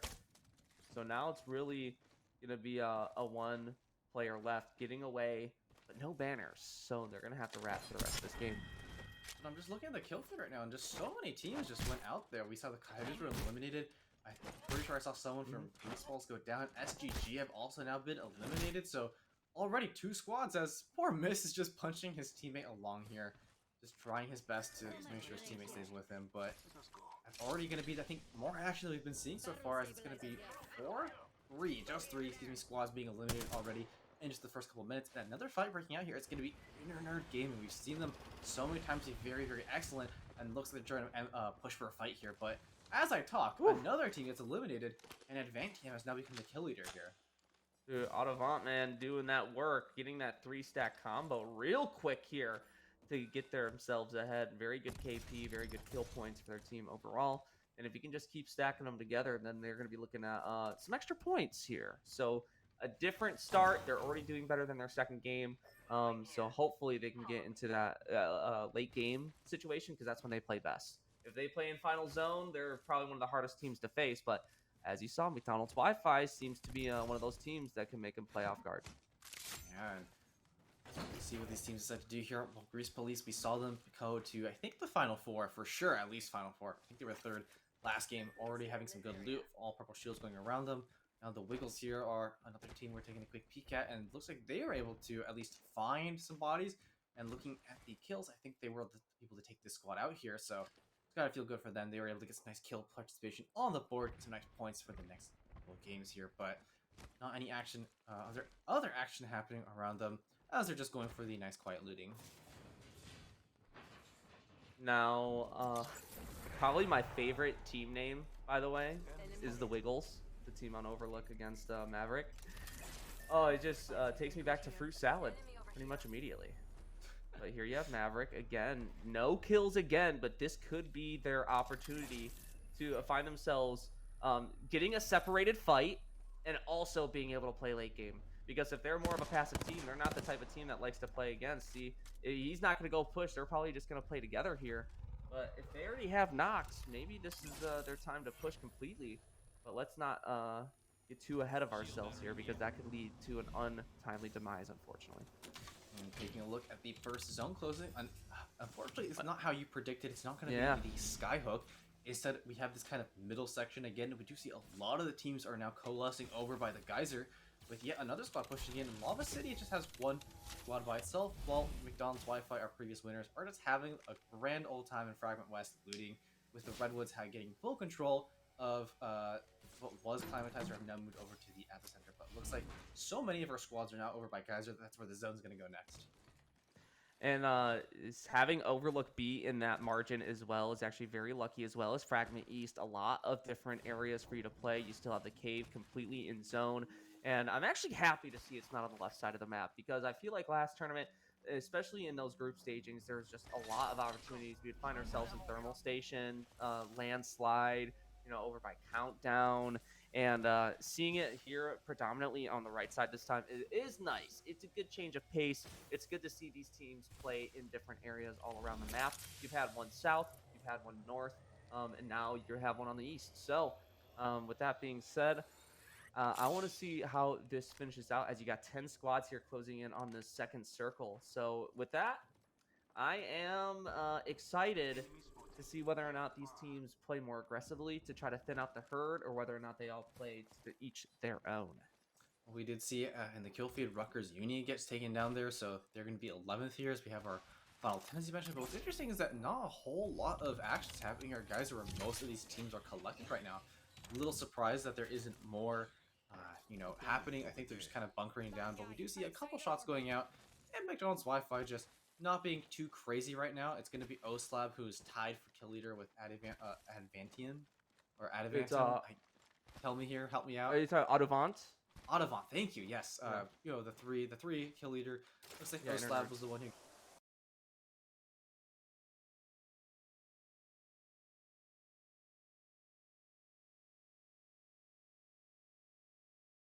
And as we move forward here, continuing forth, as we see McDonald's Wi-Fi making that march towards Overlook, you can only guess and hope for the best as they look towards the left-hand side of it, trying to play on the outskirts on those buildings.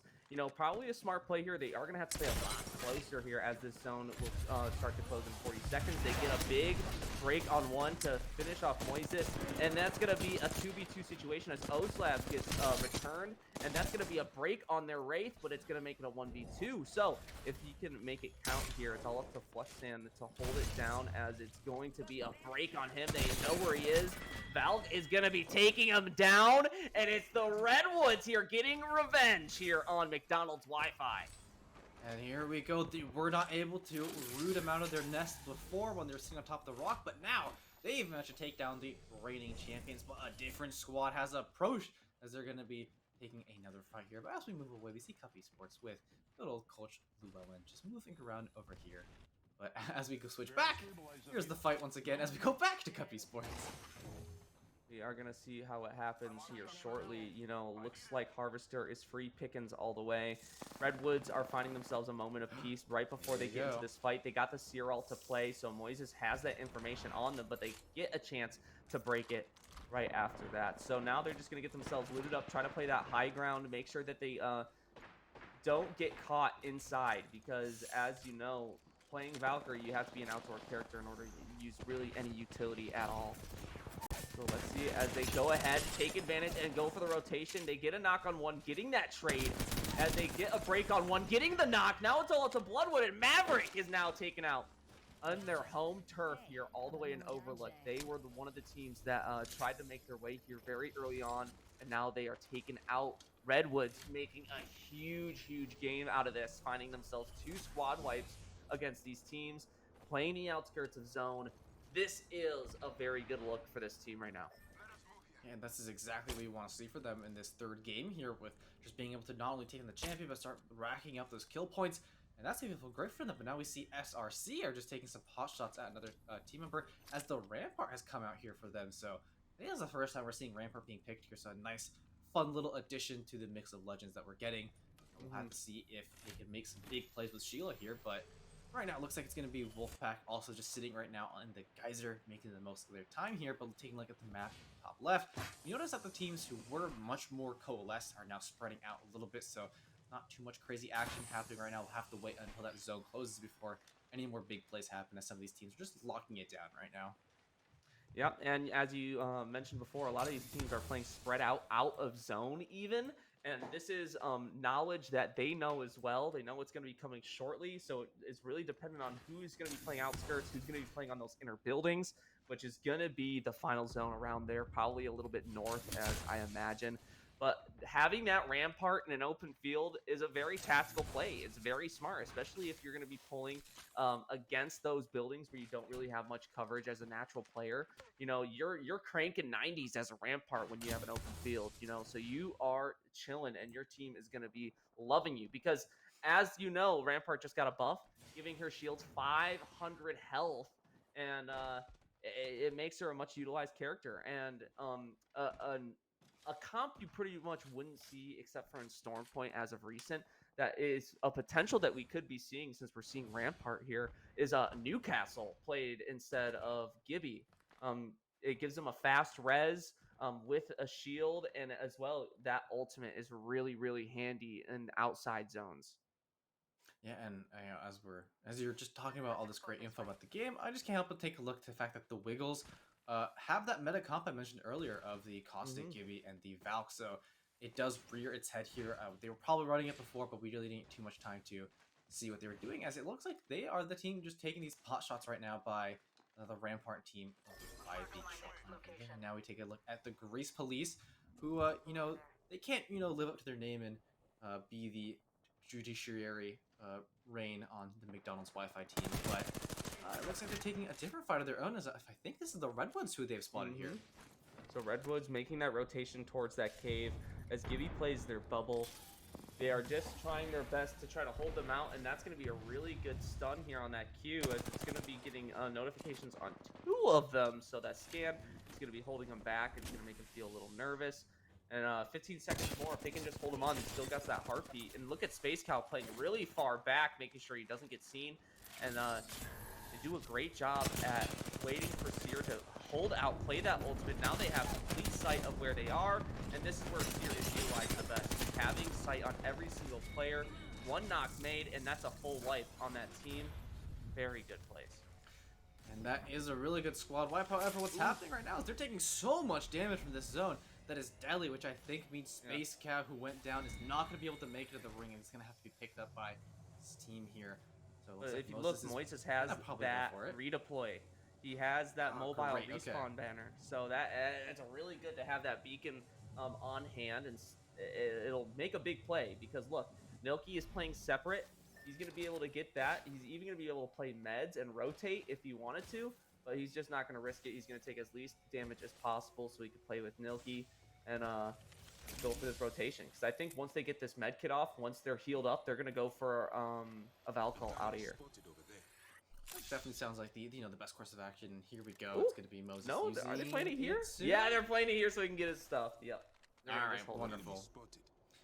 I think they're they're pretty well just positioned because as we took a look at the map later or earlier, I mean, we saw there was not a whole lot of people close together. So meaning that once they took out the Grease Police, there's no one really to contest them here, and they can safely go for that res. The Wiggles though are just safely camping out in this building here, and this is why this comp is so good for the zones and buildings. You can just use the Caustic to just take down any sort of area that you don't want anyone else pushing in on. On the other hand, Wildfires is going to be over in this building, but they don't have a kind of defender to be able to do that.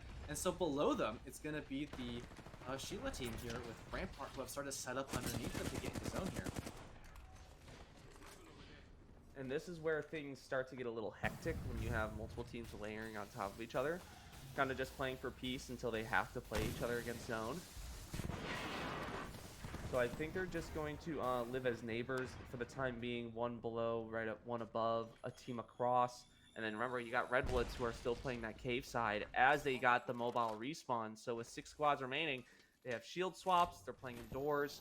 They're looking at themselves in okay position. The fact that they have Caustic is probably what's helping them most in this situation because no one wants to push when you are continually taking Caustic damage. But I think you're going to be seeing a lot of indoor play, a lot of cover between these teams. Each team alike having a building, very proper to see. But that main building, the biggest one, having 2. Looks like also the Wiggles, if they want to go for it, have a free care package just right in front of them. But right now they're getting kind of pinned by a bunch of different angles where there's a lot of windows they can get shot at. So they're just doing their best to not take damage. But we do see now that Coach Llewellyn and the squad of one of the, I'll say, tough esports teams is just doing their best in their building, while SCRC Hammerpoint are the ones with the Sheila here and the Rampart and are just kind of holding down this area using the shields. This is an interesting place because sure, they've got a lot of security, but if anyone throws a nade in there, they are not getting out of there easily.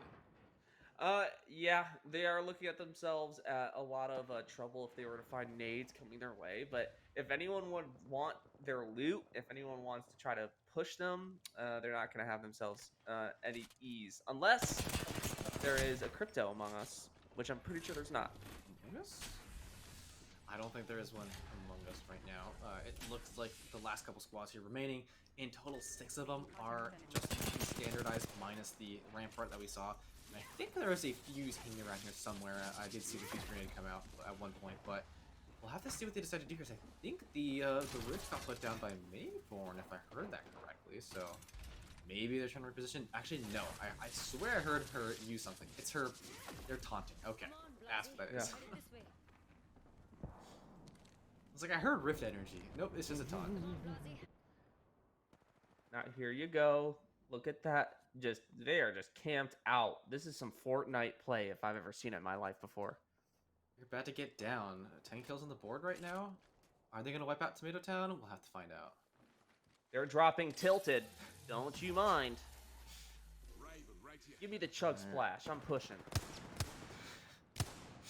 This is what we get when all these squads are just, camping out here and just not going for an aggressive push. But I think it's fair. You don't want to take a fight you don't have to, right? Because if you start taking a fight, that means that you've now opened up yourself for getting, collapsed on by a different squad here. But here we go. It's Cup Esports, the people with the fuse here. That's what it is. Oh, this gets trying a to lot put of damage on now. Yeah, they're putting it on those shields. Yeah. Here comes the Sheila from Silent Night. Uh-oh. Sheila's a scary thing to face against when you're out in the open. Looks like Oh, some of these are getting destroyed, and the zone's still keeping up on them. Someone pushed in. I'm not sure who, because it just says Mad Maggie pushed in. It's gonna be a team who I can't tell off the top of my head, but it looks like they're just getting forced around the area here because of the zone. And this is it. The first time I think we've reached the final zone, and this is gonna get very, very crazy because there's 6 squads still alive here. Redwoods are one of them, Esports as well. We also have another team, the Wiggles.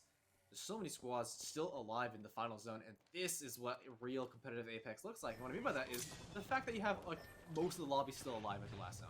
But as I say that, it's Wolfpack with the Sheila getting taken down to just their last player here.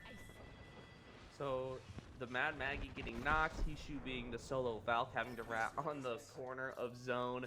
Here you have Zetrix still playing above the Hammer Point squad. And this is another UCSC team. So these guys are friends.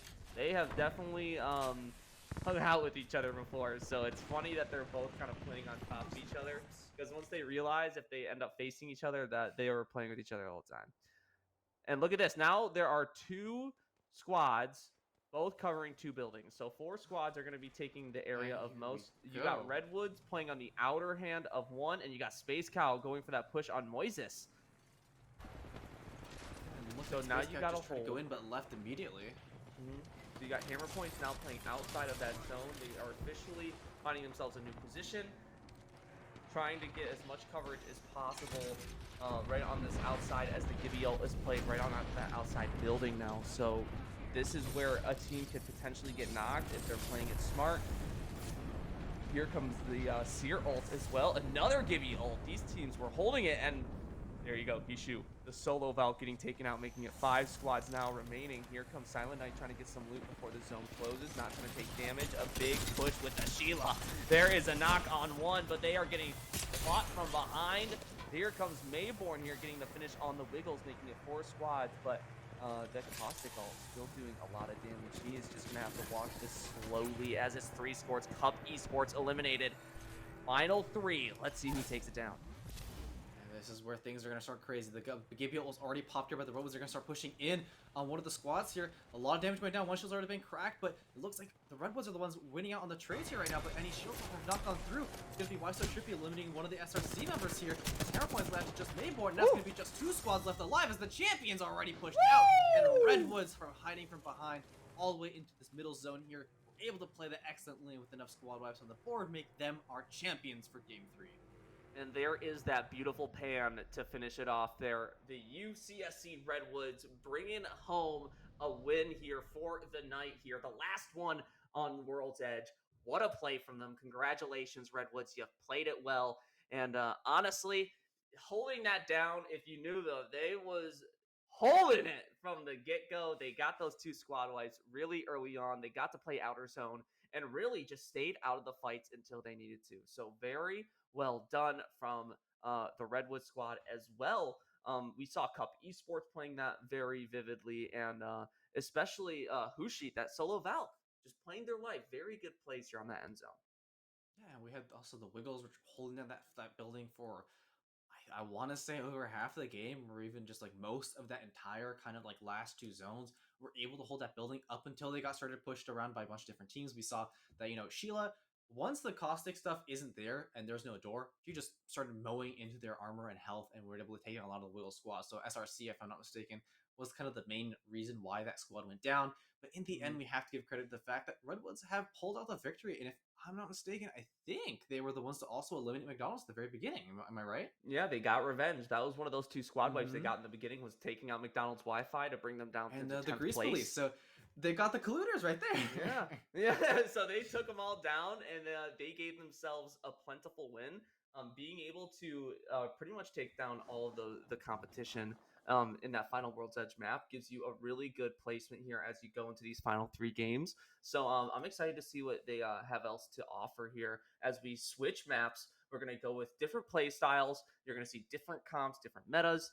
And I just want to see who rises on top. What kind of teams play better on Stormpoint? So Yeah, that's and what I'm excited to see. new map, new me. This is a very different map compared to World's Edge. I do love the verticality of how most of the map is an uphill climb in one direction, and also the fact that you have the armories. I've seen a couple different teams play different ways around that. We've also seen a couple different, fun features with the cars getting on top of there and just some interesting plays that can happen. So a lot more different, just overall utility, as well as the PVE element of having the spiders and the Mhm. I want to say dinosaurs. I think they're just There big are lizards, like prowlers.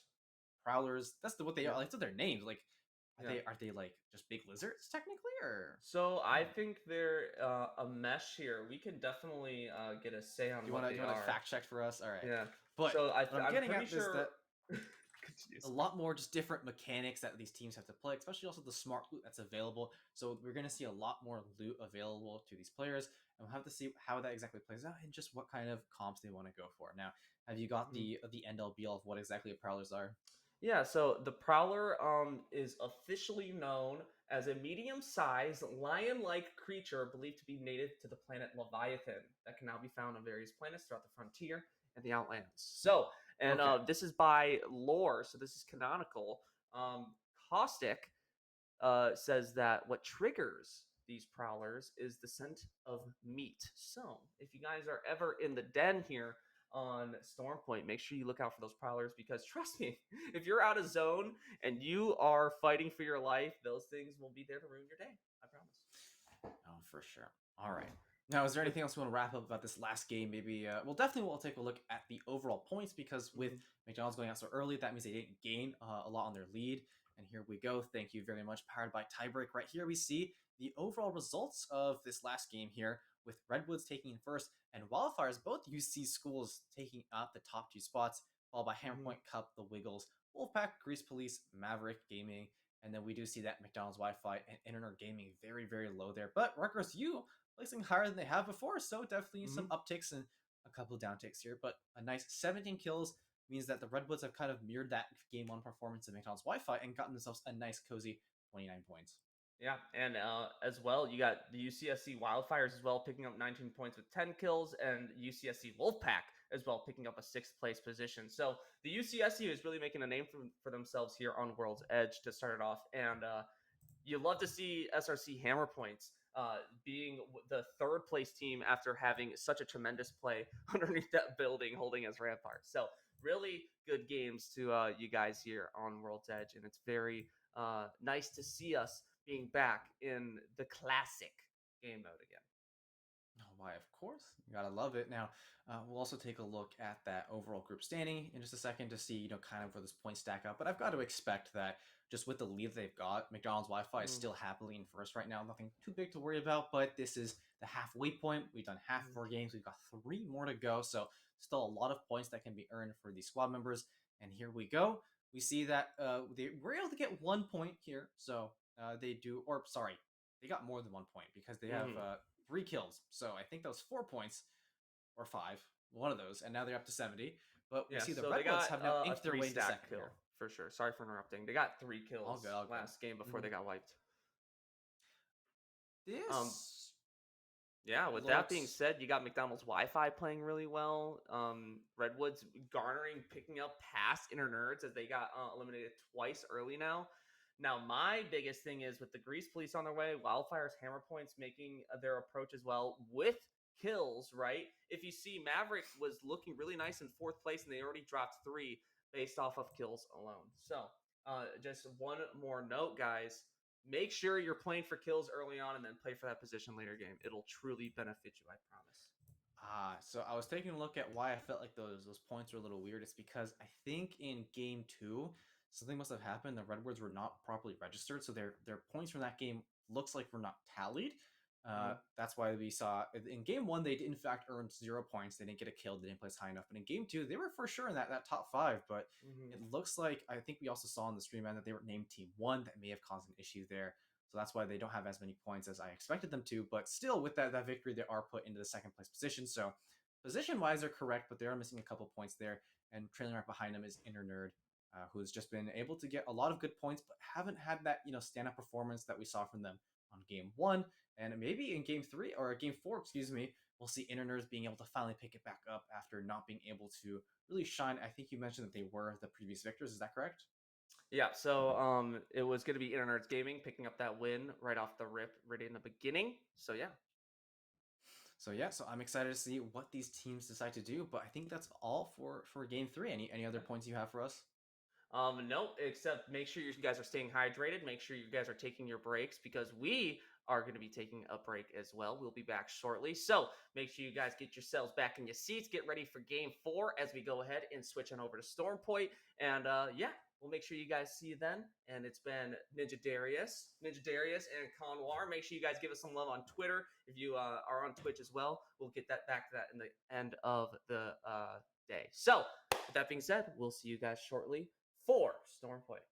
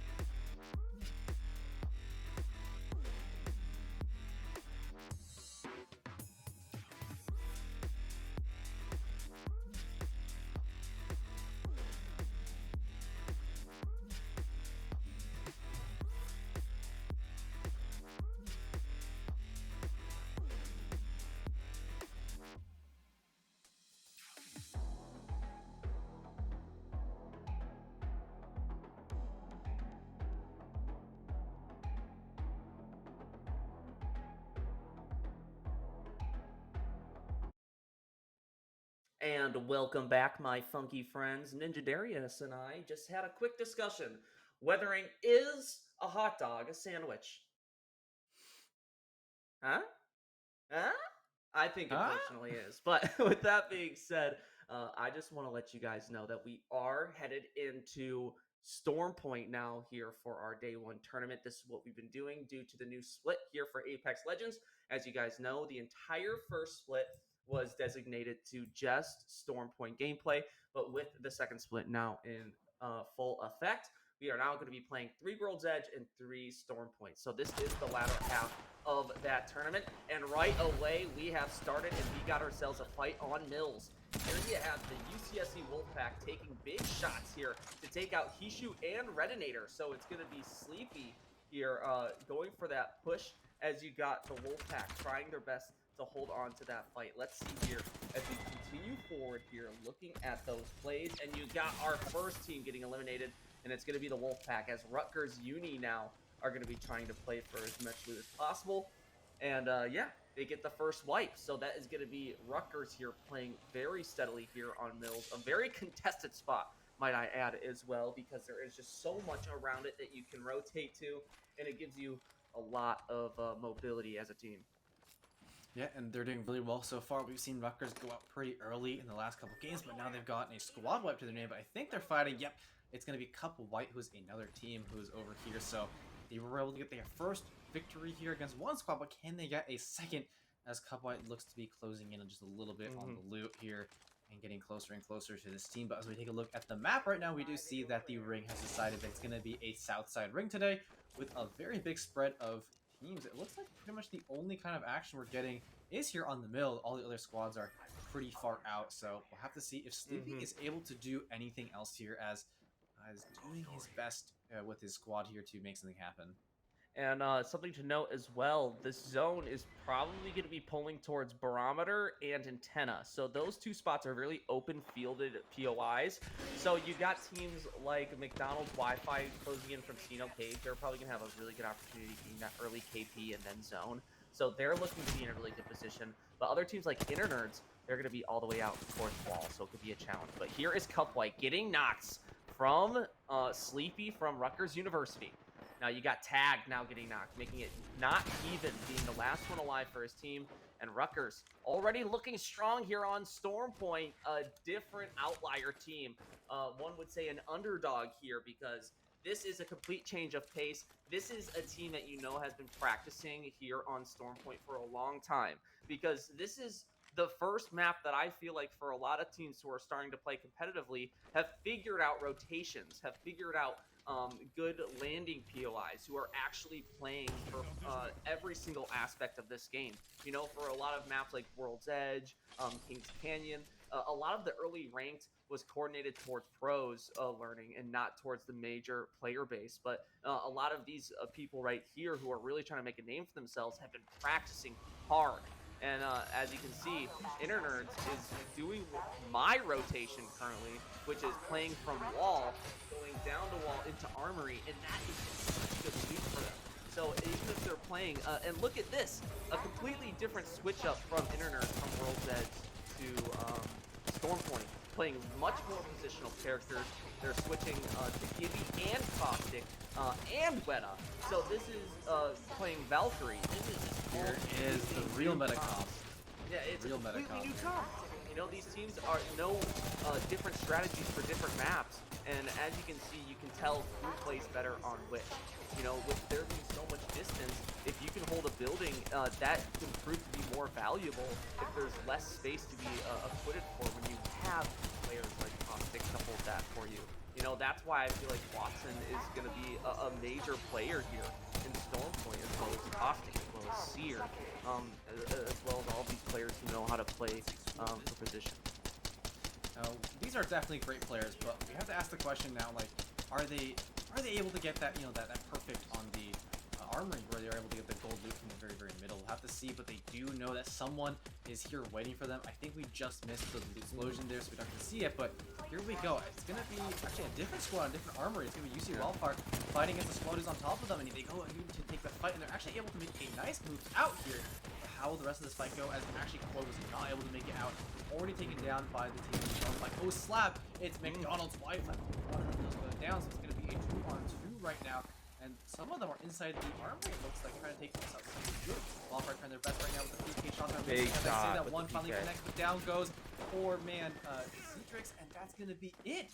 Wildfires, the people, the scavengers, they're waiting in the wings, were able to take down one, but now we have Esports taking down the other one here, which I think is going to be the one we saw earlier. And then they're getting third-partied. So this is like a third party. This is a fourth. So they're getting fifth-partied. They're the fourth party to the third party. Someone's getting out of there, so someone's surviving. And that's going to be Coach Llewellyn. Now, with that as well, I think McDonald's Wi-Fi also gets to survive as well, potentially, unless Claire got the clear out with Mist. But no, it looks like it's going to be Quickmart playing all the way out, getting a knock. And this is what I mean. But you need to play positionally. If you can't hold your ground, you're going to have a team 300 meters out shooting you with a longbow and getting a full kill on you. You know, it's absolutely crazy the difference that this map makes. Looks like the Wiggles is the fourth party here from a different section of their own here. As it looks like the last remaining members of that squad have just dipped out, but a nice charge rifle shot breaks the shields onto one. As onto Black here, just comfortably looting, not really part of that big action. But as I say that, some shots that have been taken, and looks like someone is keeping an eye out on the team here. As TTV 4K Worldwide. Mr. Worldwide, it's your boy. Hell at me. That's a little too good, man. You've practiced that. You've practiced that. Don't tell me you can't say you have. Hey, dude, when you stream yourself, you gotta entertain somehow, and sometimes you gotta be Mr. Worldwide.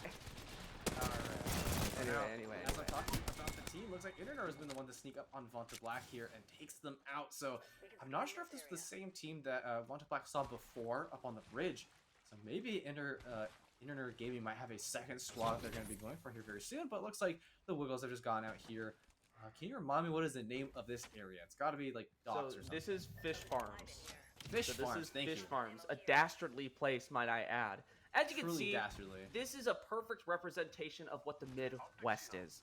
Flat and sad, okay? It's a bunch of housing and flat lands with a little bit of water on the edge. That's what it is, right? So if you think about it, in the sense of good place, yes. If you're the right team comp, it can be a very viable place for you, especially if the zone's pulling that way, which it seems to be going towards Shipfall and Antenna. So Gale Station as well, 3 POIs fully being in here. You can hang on the back of Shipfall for coverage. You can hang an Antenna for coverage. You can hang in the buildings on Gale Station for coverage. And you also got a little bit of play here on Fish Farms to start off. So it looks like there's going to be teams playing pretty much all around. If you see on the entrance of Barometer as well, you got shots here coming from Slab. It looks like McDonald's Wi-Fi is full back in force as well. So there's just a lot going on. Rutgers Uni? Yeah, I'm pretty sure there's Rutgers Uni. I saw Sleepy on the Rutgers Uni is playing well. They got 2 knocks. Joku, I think, is another person on their team as well. We have 1 knock on the SRC squad, but right now McDonald's Wi-Fi is just trying their best to use their mobility to their advantage to throw a bunch of nades, but they're stuck in zone, getting shot from behind. So if they're not careful, Slab is very low here. I think he's going to go down to the zone because he doesn't have enough time to heal. So that's going to be 1 going down as they're just trying to get out of the zone, and maybe they've overstayed their welcome right now. Oh, but he did put himself in a position to be healed pretty much immediately, so that was a smart play from them. Without having heat shields, though, you're looking at yourself in a pretty dangerous position as you got to get those health up. Slab is 1 shot again. He opts to go for the shield battery first, and now he's going to have to switch up, but you got Paxson. Interner's trying to get revenge. Woo, this is a good one. This is where it happened. A big 88 here coming from Paxson as he goes in with the push. They got a knock on 1, and now they're looking for that pick on Gozy, and he just picks him out of the sky like in the game of Duck Hunt. A big 20 bomb here, getting on the PK doing its damnedest, and there it is. McDonald's Wi-Fi getting eliminated in 11th. So this is a one. The BM, the BM. We see this. We see this, Paxson. They are saying a message. You dastardly human. But Joku, I don't know what he was looking at there, but totally misses that. Immediately gets destroyed. And looks like the Grease Police are here, and they're taking some real forceful entry on this building here up against the Wiggles, who are just down to 2 members. Now they don't need no permit; they're here for action. Yeah, all facts, no printer. Going in to send them their papers and send them back to the airport on their way home. But you see Joku getting knocked, so it's now a 2v3.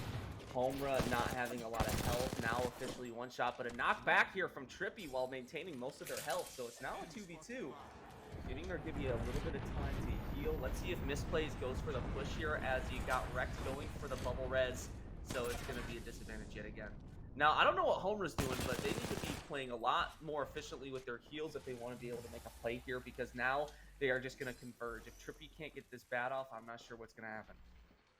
Yeah, and this is now a 2-on-2 situation. As I mentioned that, though, I just realized that Nagi got res, excuse me, so they are back to being a 3 versus 2 squad here, but it looks like it's just very hard to push into these 2 members they're seeing on top of the bubble. But it looks like the Wiggles are not taking the fight to them as they've jumped out and around. I think when they go for the respawn beacon there. So they have their friendly, and now if they want to, they can probably use the Valkyrie to get up. It looks like another squad at a different dome is now taking some pot shots at the 4th squad here. So now I think it's Valkyrie's goal to try to get up on high ground before this team can converge up on him and get that Valkyrie out of here. But they have that Watson team looking at him. Look at how good it is to have a fortified building in Storm Point. Nobody wants to push that building if you see Fort in front, that Watson traps, and a web is just completely laid out. But here is the fight going on instantly in front of us. A big block here with Gibby playing that shield to their fullest potential.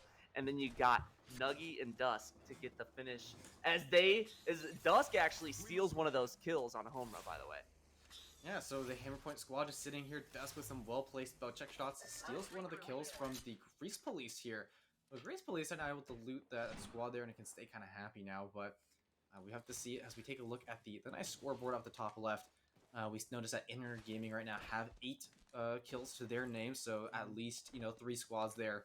Somewhat 3 squads that they've gotten, but it looks like it's just going to be a lot of these teams are now hunkering down and starting to get some nice position before the zone starts to move in. We did see with Southside, so it's going to be a lot more of what we see here, where it's all these, downward sloping angles with these big buildings. We'll have to see what the rest of the squads decide to do here, as the Redwoods, the champions of the last round, are now pushing up against a squad here, and that's going to be Kinzu going already down. The elimination onto him. The rest of his team has managed to survive, and I think this might be the CSU DH Gold squad that they're fighting. And a very powerful position that they found themselves in on Shipfall as well. They are in zone still, and they're playing the front of the ship on the top of it too, so no one can directly push them unless they're Valkyrie or Pathfinder if they have a zip line. So unless a team can Valcult onto them and directly play a push, they're looking at themselves at a pretty healthy spot. They have high ground, and they have pretty good leverage, so no one can push behind them. So very smart plays from them to play there. But I need to see what these other 8 teams are going to do, because everyone's just kind of playing their peaks, holding their points, trying to get some damage, trying to play their shields up, trying to get those reds. That would be the best time as you are waiting for this next zone to close. Yeah, we just see the Grease Police are now looking like they decided to try to make a move here, maybe get out of this bubble area as they've dropped down to the first level, just kind of, trying to play their sightlines and see exactly who is around them.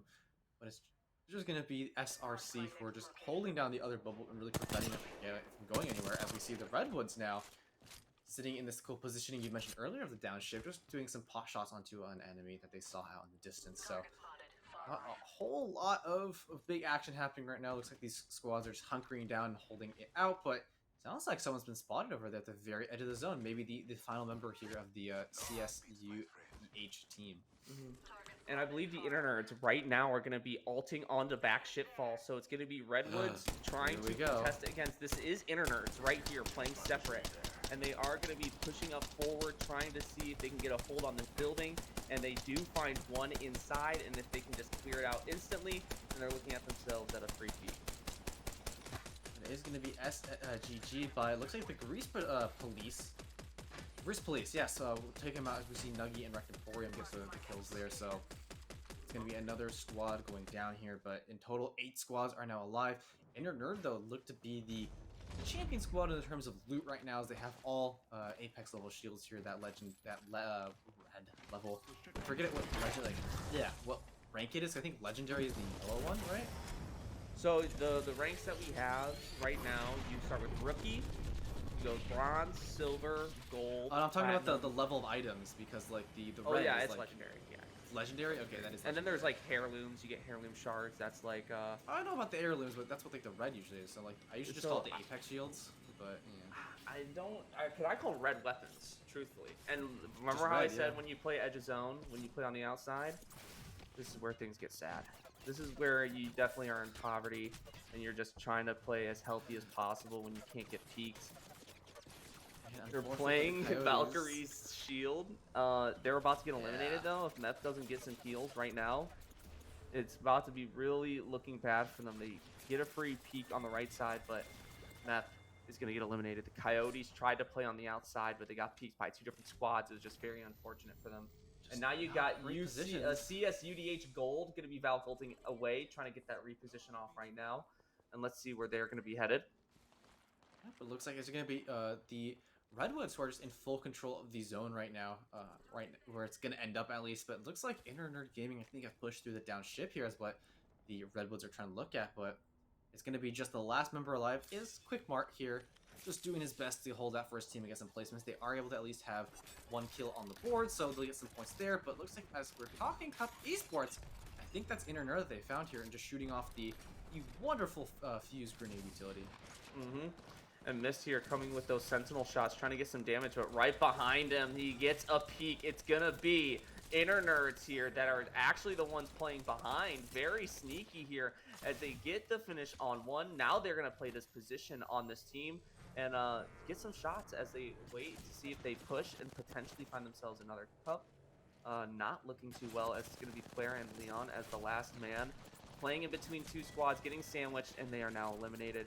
So Grease Police with one down.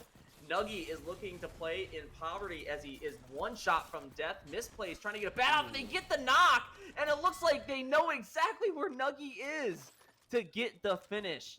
What a convergence of plays here from Internerds Gaming, just completely collapsing on these teams. Just this is what I mean when Internerds were the winners of last game. They played so well, in fact, that they just absolutely dominated in group stages simply from having teams holding position. And whenever a team just doesn't have the firepower to hold back against them, they break down on them. And then there were 10. We're now down to the last 4 squads. The Redwoods, though, have spotted a SRC here. And if I'm not mistaken, that means there's just, the one rat coming out from CSUDH as the final member all alone. But now we have the Redwoods, SRC, excuse me, and Internet Gaming, who are really the ones in the contention here, with Internet Gaming looking at the big favorites right now to possibly take the first game here on Stormpoint. But you can't count out the poor man right now of Quickmark. He's still in it. He's still trying to win, but I think that's not him being found. That's the Redwood squad. As Internet Gaming look to take the push here on top of SRC, but they are going to be running into all the wanton utility if they're not careful here. And this is where they are playing in a very tight spot. This part of zone has a lot of different leverage on it, a lot of different verticality between all these teams, but there it is Quickmark getting eliminated as the solo rat. There is the bubble play as they try to push forward.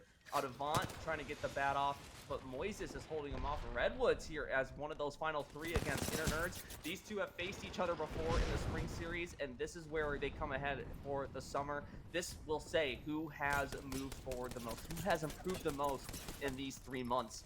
Here you got Nilki playing back as well, trying to get those shots with the Rampage, getting a Phoenix off now as these two teams start to converge on each other slowly but surely as well. Watson still in this game as you got the final 3. You got the 2 over there, Nilki, Moises, and Space Cow. You got Mayborn, Dusk, and Silence trying to push up slowly for SRC Hammer points and Inner Nerds. All 3 of these teams have played in the spring series. These are all old dogs here still playing. So let's see as you got Paxson goes for the push on one, gets broken and breaks Valkyrie on there. You got the final 3. This might be the final fight here that's going to happen. A very slow shift as we go for that push. Still trying to hold on. Adavant playing Caustic perfectly at the moment. Just playing that cover, making sure they can't get pushed with those Caustic gas traps. But they did give up position on that outer half, but they will have zone coverage. And now we're rolling down to the last minutes here as it's going to go into the final zone. The last zone right now just has 10 more seconds till it's fully closing in, but looks like the push has actually cracked and down Nilky. So the UC Redwoods are now getting kind of pinched right now as they're in between two different squads as we have the SRC behind them and Internet Gaming trying to push forward onto them. I don't think they've gone down just yet, but they're trying to get out of here with Nilky being down right now, but they're getting right behind the squad of SRC who have just fully set up here with all their walls of utility, and there's nothing that Redwoods can really do. It's going to be just Space Cow, the last man alive here, trying to make something happen for his team. Able to get the shields up, but the rest of his team is just not there, as right now, actually looks like SRC have started to be distracted right now, so they're able to get the res off onto Moses. So Moses getting the res, which is actually a huge play for them. If he can get that bat off, it pretty much brings them in the game because now SRC Hammer Points has fully fought them, and they need to get pushed into zone as they are playing low ground. But three of them are going for the push. They get break on one. Weta now one shot, but they get the elimination just like that. Internet pulling down that coverage, getting the breaks, and now it is looking to be the final two, getting the bubble off, going for the push with the caustic gas, and winning the game. Internet striking back here in game 4. And that's going to be Internerds taking their first victory of this group stage here, following up the Redwoods as they take also their first win of the new map. Very nice plays. Their first win in the summer series, and you loved that pan up to the sky to show their rejoice. A different play, a different comp, yet they still find success. Very, very good plays here from Internerds Gaming to find themselves a win here in round 4. Yeah, and they did an excellent job. They've also dropped that magic number of 17. It looks like that's the kind of the threshold of what you need to do. 17 kills, and you're so far guaranteed a win. We had 17 right first round by McDonald's Wi-Fi, followed up by 24, followed up by 17 by Redwoods, and now 17 again from Internerds Gaming. So that seems to be the magic number of tonight is number 17. We'll have to see if another squad can keep that up as we move into game 4. But let's wind down, or sorry, game 5. Let's go back and wind down game 4. New map. So different plays. We saw a lot more favor on Watson. I think we didn't see any more kind of Mad Maggie or Horizon, but we did see Horizon, I think, still from McDonald's, but we did see a lot more of that fuse. And where did my computer go? You know, Darius, we'll be right back. A quick technical difficulty. I think I am Are you back, baby? Yeah, my computer just went down and out. I'm here. I didn't restart. Not sure what happened there, but we're good. We're good. Anyway, you were saying beforehand how you did see Horizon actually a little bit, but Watson was predominantly playing. Was there any other characters that you saw? Because my pick was Caustic. I think Caustic was definitely a new character that is being integrated as well. Those final pushes with the grenade, that ultimate from Caustic just does such gruesome damage. It blinds, it does physical damage, so it's just it's like a better Bangalore smoke, if you ask me. Yeah, so sorry, working through my weird tech issues, but definitely the Caustic we saw, I think, we're just working a lot better here on Stormpoint. We saw a couple times, specifically, I know the Wiggles played that meta comp I mentioned earlier. I think they played it again here, but we saw a bunch of different teams also pull it out. Internerds being one of those, so I think we weren't really running it beforehand, but we did see it did excellent in their hands. And I think it came down at the very end to kind of that rotation play that Internerds had. It was very interesting for me, I'm pretty low level when it comes to competitive play. Watching Internerds pretty much just run straight at the Redwoods there and get a nice bit of cover underneath the little cliffside there. And they played, 2 forward, 1 back. And with that, the Redwoods felt really, really pressured to get out of there because they were getting slowly inned on by the Internerds Gaming. And I think that's the biggest and smartest thing you can do is think about why they did that. We think about the map. We know that Internerds had a team to their left and a team in front of them. So what did they decide to do? More space in front. That's not a Watson setup. If we get behind that team, now they're pinched by 2 teams. And that's exactly the kind of plays that you want to go for and the smart, proactive play that made Internerds the winner of this game. Yeah, and they showcased that they had finesse into rotating and to acquiring that positional advantage over other teams because you saw them go for squad wipes multiple times as they entered new POIs, and it just proved that they showed dominance here on Stormpoint to start it off with that comp that you were hoping to see, and I'm really glad that you got to see it on one of the best teams here of the night. So with that being said, they picked up a dub, and the only thing we can left to ask for is to look at these point spreads here. Look at that, a big old 29 ski. Multiple teams finding themselves 29 points here for the night. It's kind of a fun theme that we've seen going on. But right behind them, you got SRC Hammer Points, though, coming big time here with the second place performance after just coming up third here from the previous game. So them finding 12 points and a squad wipe is a very good look on their end. You got UCSC Redwoods again playing in the top 3, so you love to see that continual growth. So you got a couple of contenders here, but I guess the biggest surprise is seeing our boys over here, McDonald's Wi-Fi, dropping down to 11th. So they are losing an opportunity at getting points, giving Internet Gaming a big opportunity to garner 24 points over them. So it makes me wonder and see what the grouping points are total here. As you see, And as you you got say it, there McDonald's they go. Wi-Fi only holding on by a measly. I think that's gonna be. I can't count. I really can't. 19. 19. Yeah. Yeah, so Sorry, I had not to do the measly. mental That's math in my head. a win in 7 kills. Yeah, a win That's in that 7 kills. STEM degree right here in my head. Yeah. You know, working through it. That's why I'm paying the college for it. But Yeah. I also want to talk a nice little fun. It says null right now, Yeah. but I want to give a big shout out to Rutgers U Mhm. for putting on excellent performance there. They weren't able to make it past 11th place, but they got 2 full squad wipes at the very beginning there, just doing some excellent fights over by the mill. So I'm very happy to see that this squad, who we saw going up pretty early in the first couple games, put on a much better performance now, and they've stepped up their gameplay. And also for sure, gotta mention that the Grease Police and Hammer Point. Grease Police have kind of been that that quiet team that's just always getting kills, and we Mhm. see that at the fact that they're in 4th place. They placed, I think, 4th before. They placed either 5th or 4th now, and even though they're placing lower in the standings, they're getting around 6 kills or more every single game, so they're still doing really well for themselves. And Hammer Point now, you love that naming convention you gave them, but they did an excellent job here placing 2nd. We'll have to see if they can continue this performance, as the top 10 right now is going to be, of course, McDonald's, Ill Nerd for the UCSC Redwoods, Grease Police, Hammer Point, Wildfire, Rutgers U, Maverick Gaming, Cup Esports, and the UCSC Wolfpack, followed really closely by their Coyotes Mhm. in the corner. And something to mention as well, that Hammer Points have been slowly crawling their way up into that position in the top 5. So this is a slow crawl for sure, but they still have 2 more games to make. So you can see the chances of Cup Esports after they played a wonderful game. Rutgers University, if they were to converge and have a really good game, they could be finding themselves in those top positions as well, as they are, I believe, in the marks of only like 10 points away. So the farther they work at this, the harder they work, the longer they stay in their games, the more they play their life, the better they will do. So, with that being said, ladies and gentlemen, there's not too much else to talk about. Darius, is there anything else that you'd like to mention before we take a short, quick, intermittent break before we Well, send our way to Game 5? all I'll really say is I'm very happy to see that we have a lot more different teams, as you mentioned, start showing up, because Stormpoint is a much more practiced map. It's also because it's easier to practice on a map that is in the rotation. So happy to see a lot more of these teams step up, and I can't wait to see if there's going to be possibly a new winner as well. As we've had a couple different winners so far. We've had 4 in total, right, with McDonald's, Mm-hmm. Inner Nerd, and Redwoods, and I maybe should be wrong. I think that's only the And yeah, we played 4 games, so there's only 3 out of winners. 4 I games, thought there were McDonald's more. Wi-Fi won twice. Yeah, then Yeah. you had Well, just we're now. looking for You had Inner Internet's Gaming. win, and then before, then you had Redwoods win. Yeah, so looking for hopefully a new winner. We broke that kind of 2-2 I was mentioning earlier, but that's what I'm excited for, seeing a bunch of these different teams step up to the plate.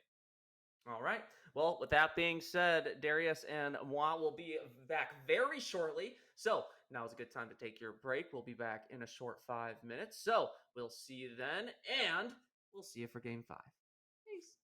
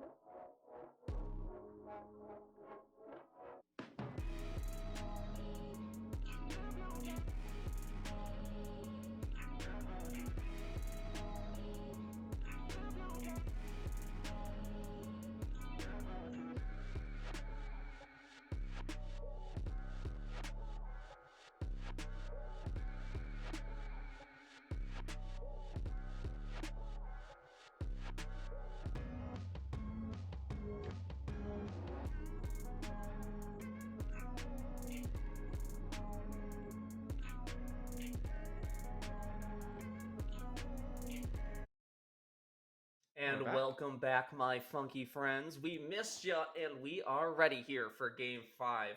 Not too much to talk about. We just want to get right into it. I would say something funny, but I have two brain cells rubbing together, and they're not doing too hot right now. So let's Hmm. keep her rolling as we are getting ready for character selection here very soon. We get to see a little bit of mix up and match up to see whether or not we're going to have the same comps that we saw in the first game here on Storm Point. So tell me, Darius, in your mind, do you think we're going to be seeing more Caustic, more Watson, or do you think we're going to be pretty much seeing the same?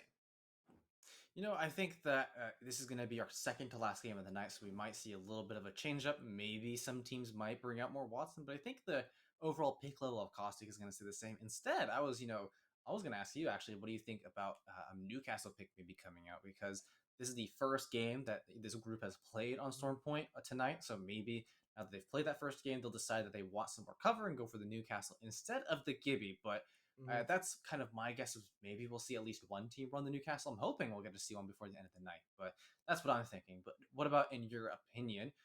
Do you think that there's going to be a different pick, or do you think it's going to kind of stay the same as I was thinking about earlier? Yeah, I can easily answer that for you. My first concern would be they would need to have a Rampart on their team. We saw Rampart in World's Edge once. Rampart and Newcastle playing together is a really good comp. It's really strong together. But individually, I feel like Newcastle can kind of be stuck out. Their ultimate is like a sore thumb. But let's Mm, hop into game five and I can continue talking about it here for you.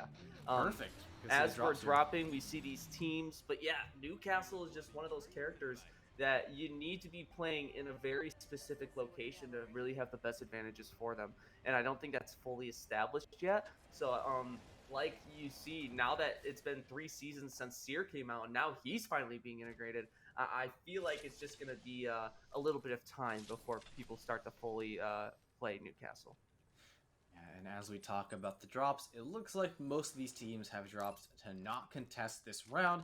We have Mhm. quite a few people that are close together, but looks like Cascade Falls is fully in the hands of the Grease Police. Once again, the zone, though, is going to be transitioning to the south side, but there's no real big, hot drops on top of each other right now.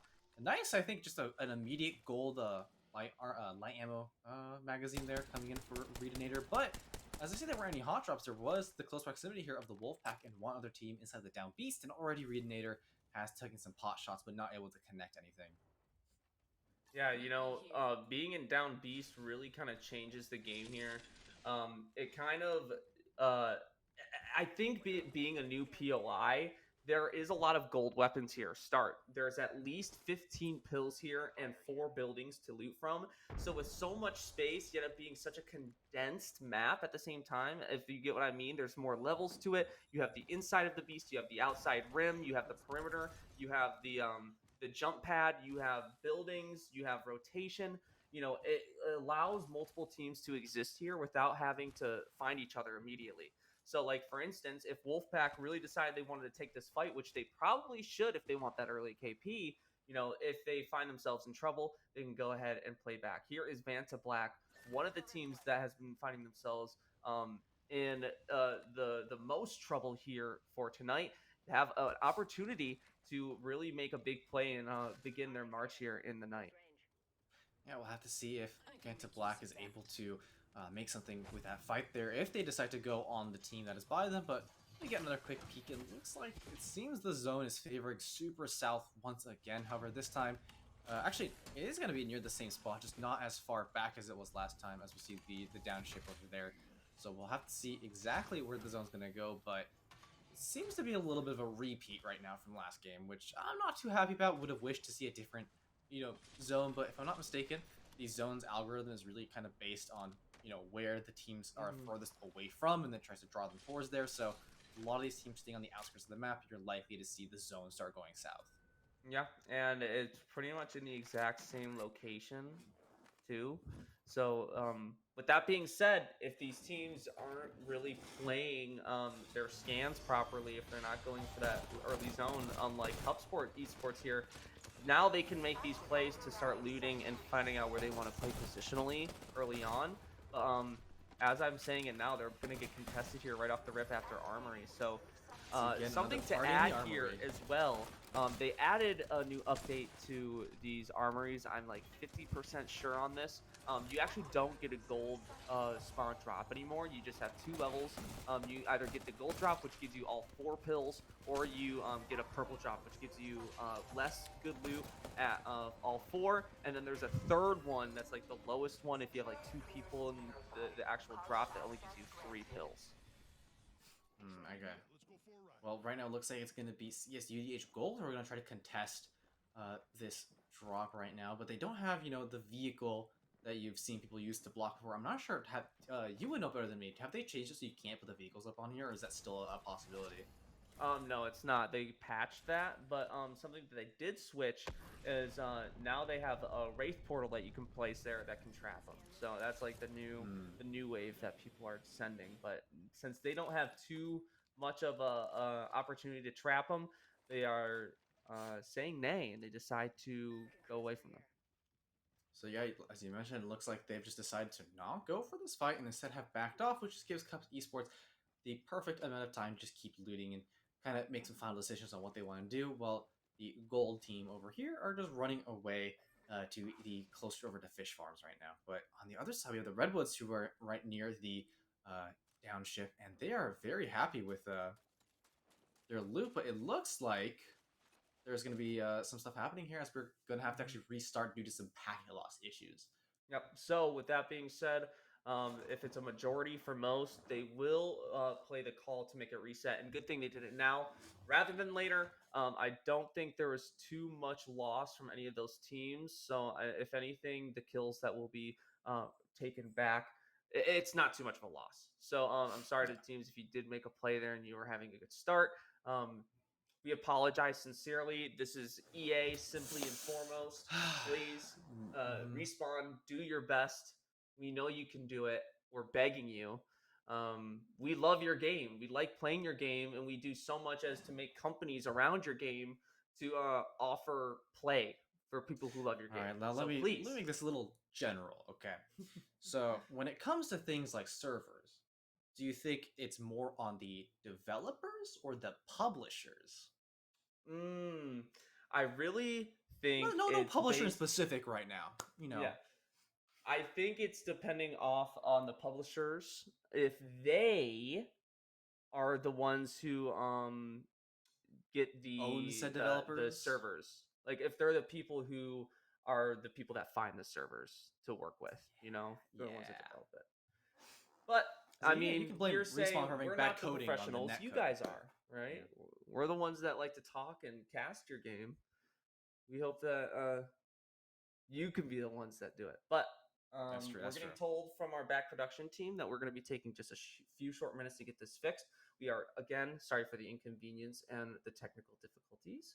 So we're going to do our best to get this back up running very, very shortly. So kisses and smooches, you guys. We'll be back soon. All right. Be good, be gravy, be grand. And it's been Ninja Darius and Conwar. See you in a sec.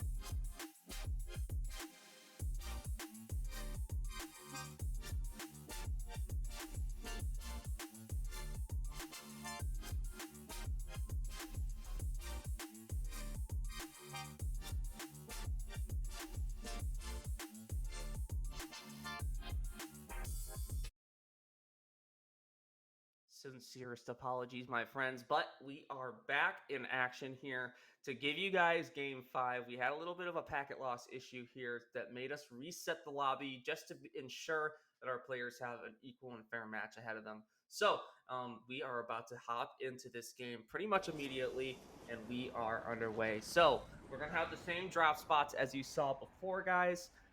Pretty much the same plays. Now it could be a different opportunity for a different zone, Okay, Darius. say it with me. No zone south. No No zone zone south. south. No Please. zone south. I'm begging you. All right, but as we're dropping in here, we notice that these teams. Okay, it's not super south. Watch it be We'll take barometer. that. Watch it be barometer. Probably my It's least favorite more zone cave in and this map. Cascade. Okay, so it That's could be nice. Cascade. My guess, though, yeah, It's cave. It's so cave.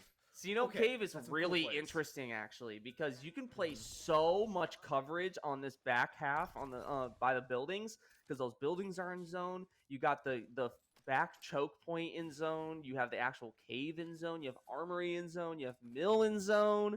You have the northeast choke point in zone.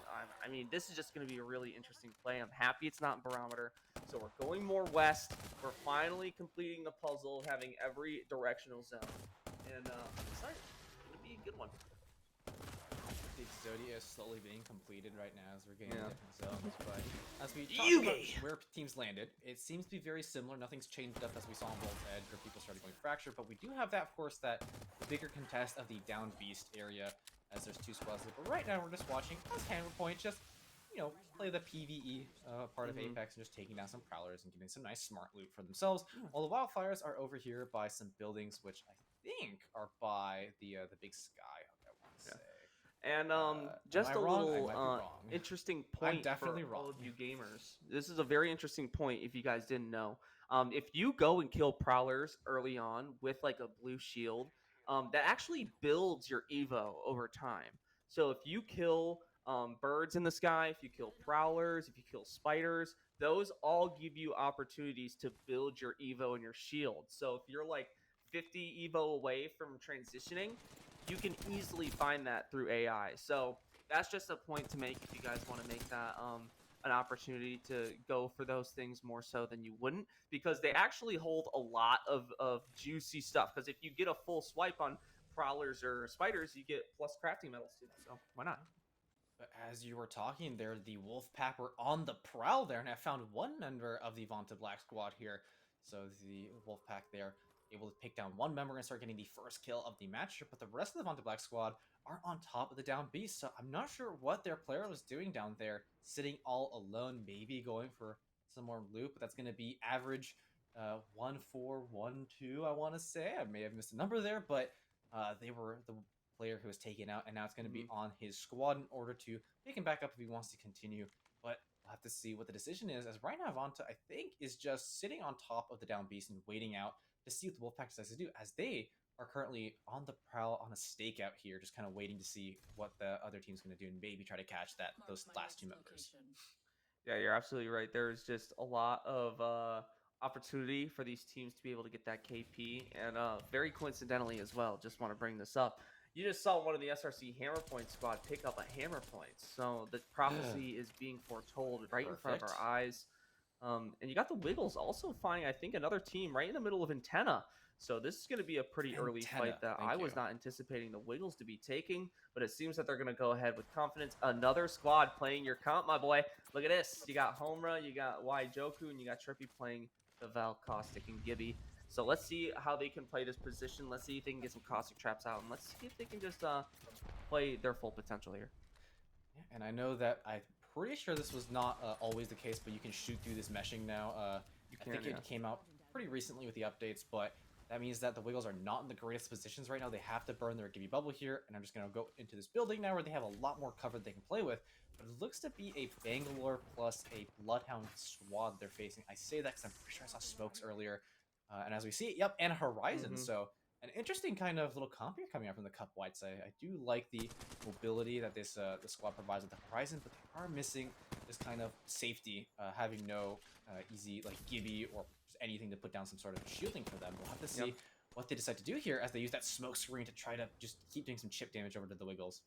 And one thing, oh, unfortunate Oof. tag. But one thing that I would say that you wouldn't really anticipate being pretty powerful. That um, Bangalore smoke is very, very powerful in close range proximity. It's a dense, thick smoke, and a lot of people don't anticipate it doing more damage than you would think, especially when you got a whole team coming your way with digi threats. And I mean, I'm not gonna say I'm naming names, but the biggest thing about the Bangalore Smoke that a lot of players will agree is that it turns off any sort of aim assist if people are using controllers, because you can't aim assist if you can't see the character model. It's just how the game works, right? So Hmm. makes fighting a little bit easier if you're in close ranges. But right now, there doesn't seem to be any sort of like big push coming out from either a squad here. They're just kind of hunkering down, taking pot shots at each other, whittling down the resources as best they can. And if I'm not mistaken, I think it's going to be the Cup squad who's in a slightly more favorable position with the healing, because as we see only kind of one big shields bat available to both Joku and I think Trippy was on top, so slowly losing out on the healing. We'll have to see what kind of decisions both teams decide to make here, as the Wiggles looking to just Valkyrie as I'm talking. Yep. And they decide to make that initiative first to get out of dodge. And they do so with style as they're going to be starting to make their way towards barometer. Let's see if they can pass that rock. This is going to be a very tight squeeze for them since they were playing on the opposite side, but they decide to go around on the left-hand side just to go and play that verticality so they can have longer time going downhill. And do they opt for the spiders, or are they just going to immediately go for that rotation? The smart play would go for the rotation because, as you see, you got two squads already at barometer on the left-hand side, and you got two squads here over in the Prowler Den. You got, it seems to me, Internerds is finding themselves a fight at this moment currently, as one of those teams is going to be rotating around. You got one team over by Antenna still waiting to see where they should play. Look at these teams starting to converge, and look at the one team at Thunderwatch. Zone 1, don't have to worry too much. But as we're talking about Internet Gaming, here we go.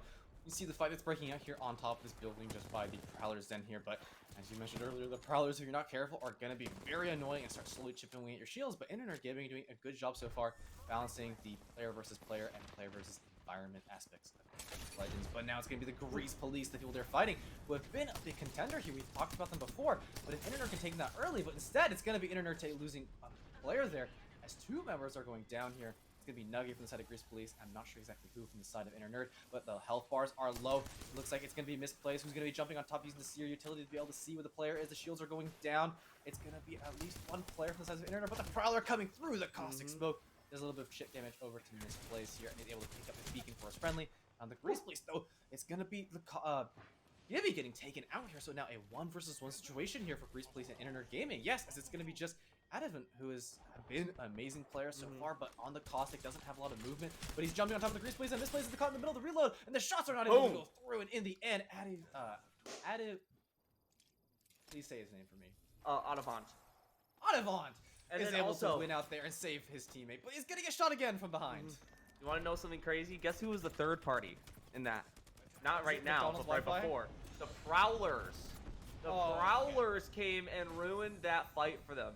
They got attacked by 3 separate Prowlers on the low ground, and it gave him a chance to completely fly out. And look who it is! Oh, no, this is okay. Oh, no. It's McDonald's Wi-Fi trying to get that third party on Internerd's Gaming, but they instead go ahead and take out a different 2-stack. Yeah, I'm not sure exactly who it is. We see Heike, Mikey, and There's Trap out AC. get taken out here. I believe, let me check what team that is real quick. I can tell you in just 1 second.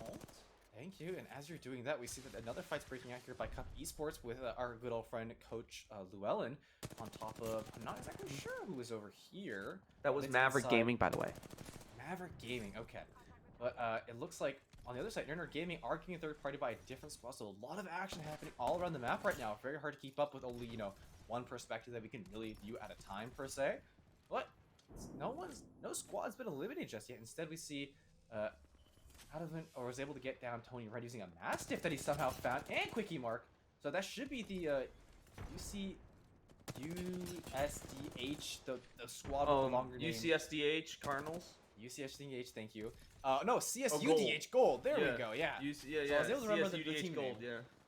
Thank you. But also Vanta Black also getting taken out by the McDonald's Wi-Fi squad. It looks like so. Finally, some squads actually going down. However, Inner Nerd are only 2 players up right now. So they're doing their best as Cup White here is fighting up against a team over in the... This is not Barometer, this is the Antenna area.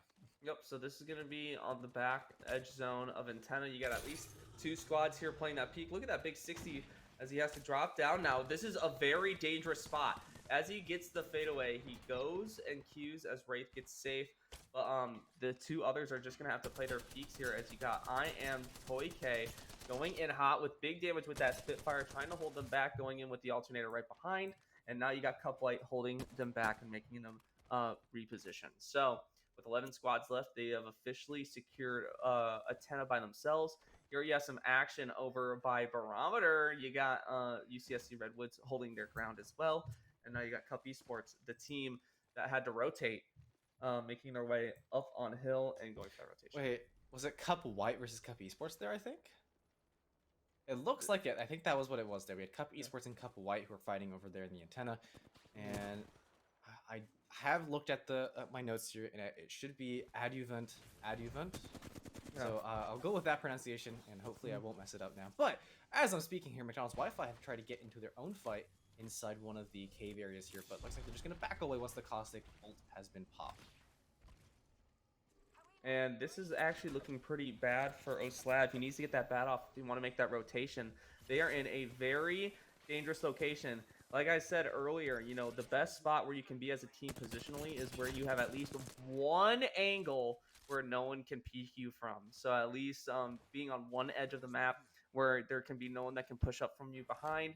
And if you can keep that hold, especially on Sino Cave, this is where things are going to get interesting. You're going to have people pretty much taking up the housing market almost immediately as these teams start to close in. And look at this, another big play, and it's going to be the Inner Nerds here to pick off another big kill. And 8 kills to Audavant. Very nice, my boy. I was gonna say, I still think they're in the same building we saw them from before. Yeah, this Prowler's Den building. They're just kind of, they're just holding down house right now. They don't care what kind of home intruders are coming here. They're standing their ground, as one would say. But and look, and on the opposite end, McDonald's Wi-Fi has already rotated all the way to back Sino. That's the difference, as they do get a couple of kills. Here's the first one, Joku. It looks like they're going to be going for that hard push to go on high ground right on this Gibby. And as he goes for it, that's a big 80 to 19 on the PK, going for the charge and getting a knock on one. So Homura PNG is going to be getting knocked right there. And there is the peak from there to get a full wipe here on the Wiggles. That is the Wiggles, but I'm interested why our kill feed isn't telling us what team is being eliminated. I know that our nice little add-on to the left is, but not sure why the kill feed isn't telling us. That's interesting. What? McDonald's Wi-Fi, again, they're here to play. They've been kind of quiet these last couple of games because they've been getting shutting down, but now they're the ones shutting down themselves, the other teams, as they're right behind Inner Nerd Gaming in terms of kills. We see 8 to McDonald's and 9 to Inner Nerd. But both these teams are looking to make it big here in game number 5, second to last game of the night, as McDonald's Wi-Fi are fighting yet another squad. You know, the game, the grind never stops for McDonald's Wi-Fi. They're always out there going for more kills.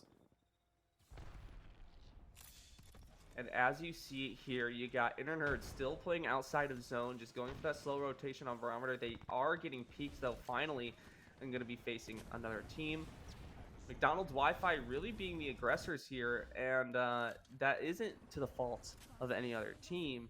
Inner Nerds also having their own approach, this time just letting the teams come to them, and they're just kind of clearing them out one by one. And it looks like they are now going to be going for that rotation on Sino finally. But they're going to be in for a surprise as they find how many teams are actually already there. And here you have Cup Esports here now. The only teams left here on that rotating propeller here on Barometer. They're going to be going for that rotation here on the bubble joint. They're going to be going quick.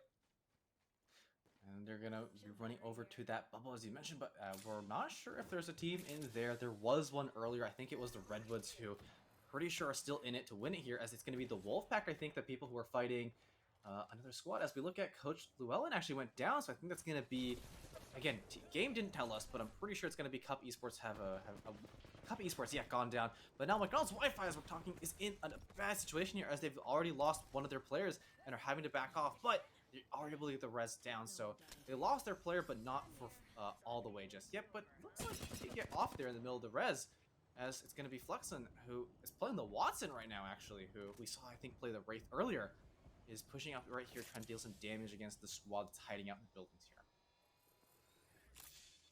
Now you have Kosi not really having much to play with, needing to go for that med kit. As you got the other two just going for those peaks. Now gonna try to go and get that Watson all out. You have Oslab now completely embarking on their territory, getting a Ash broke twice though. And it looks like one of them is gonna be just playing right here. Ooh, it's gonna be kind of interesting here. You got the Watson trap out, kind of securing them into one floor. And you got Oslab getting picked off by another team. This is the third party. UCSC Redwoods playing pretty much right outside of C-Note Cave.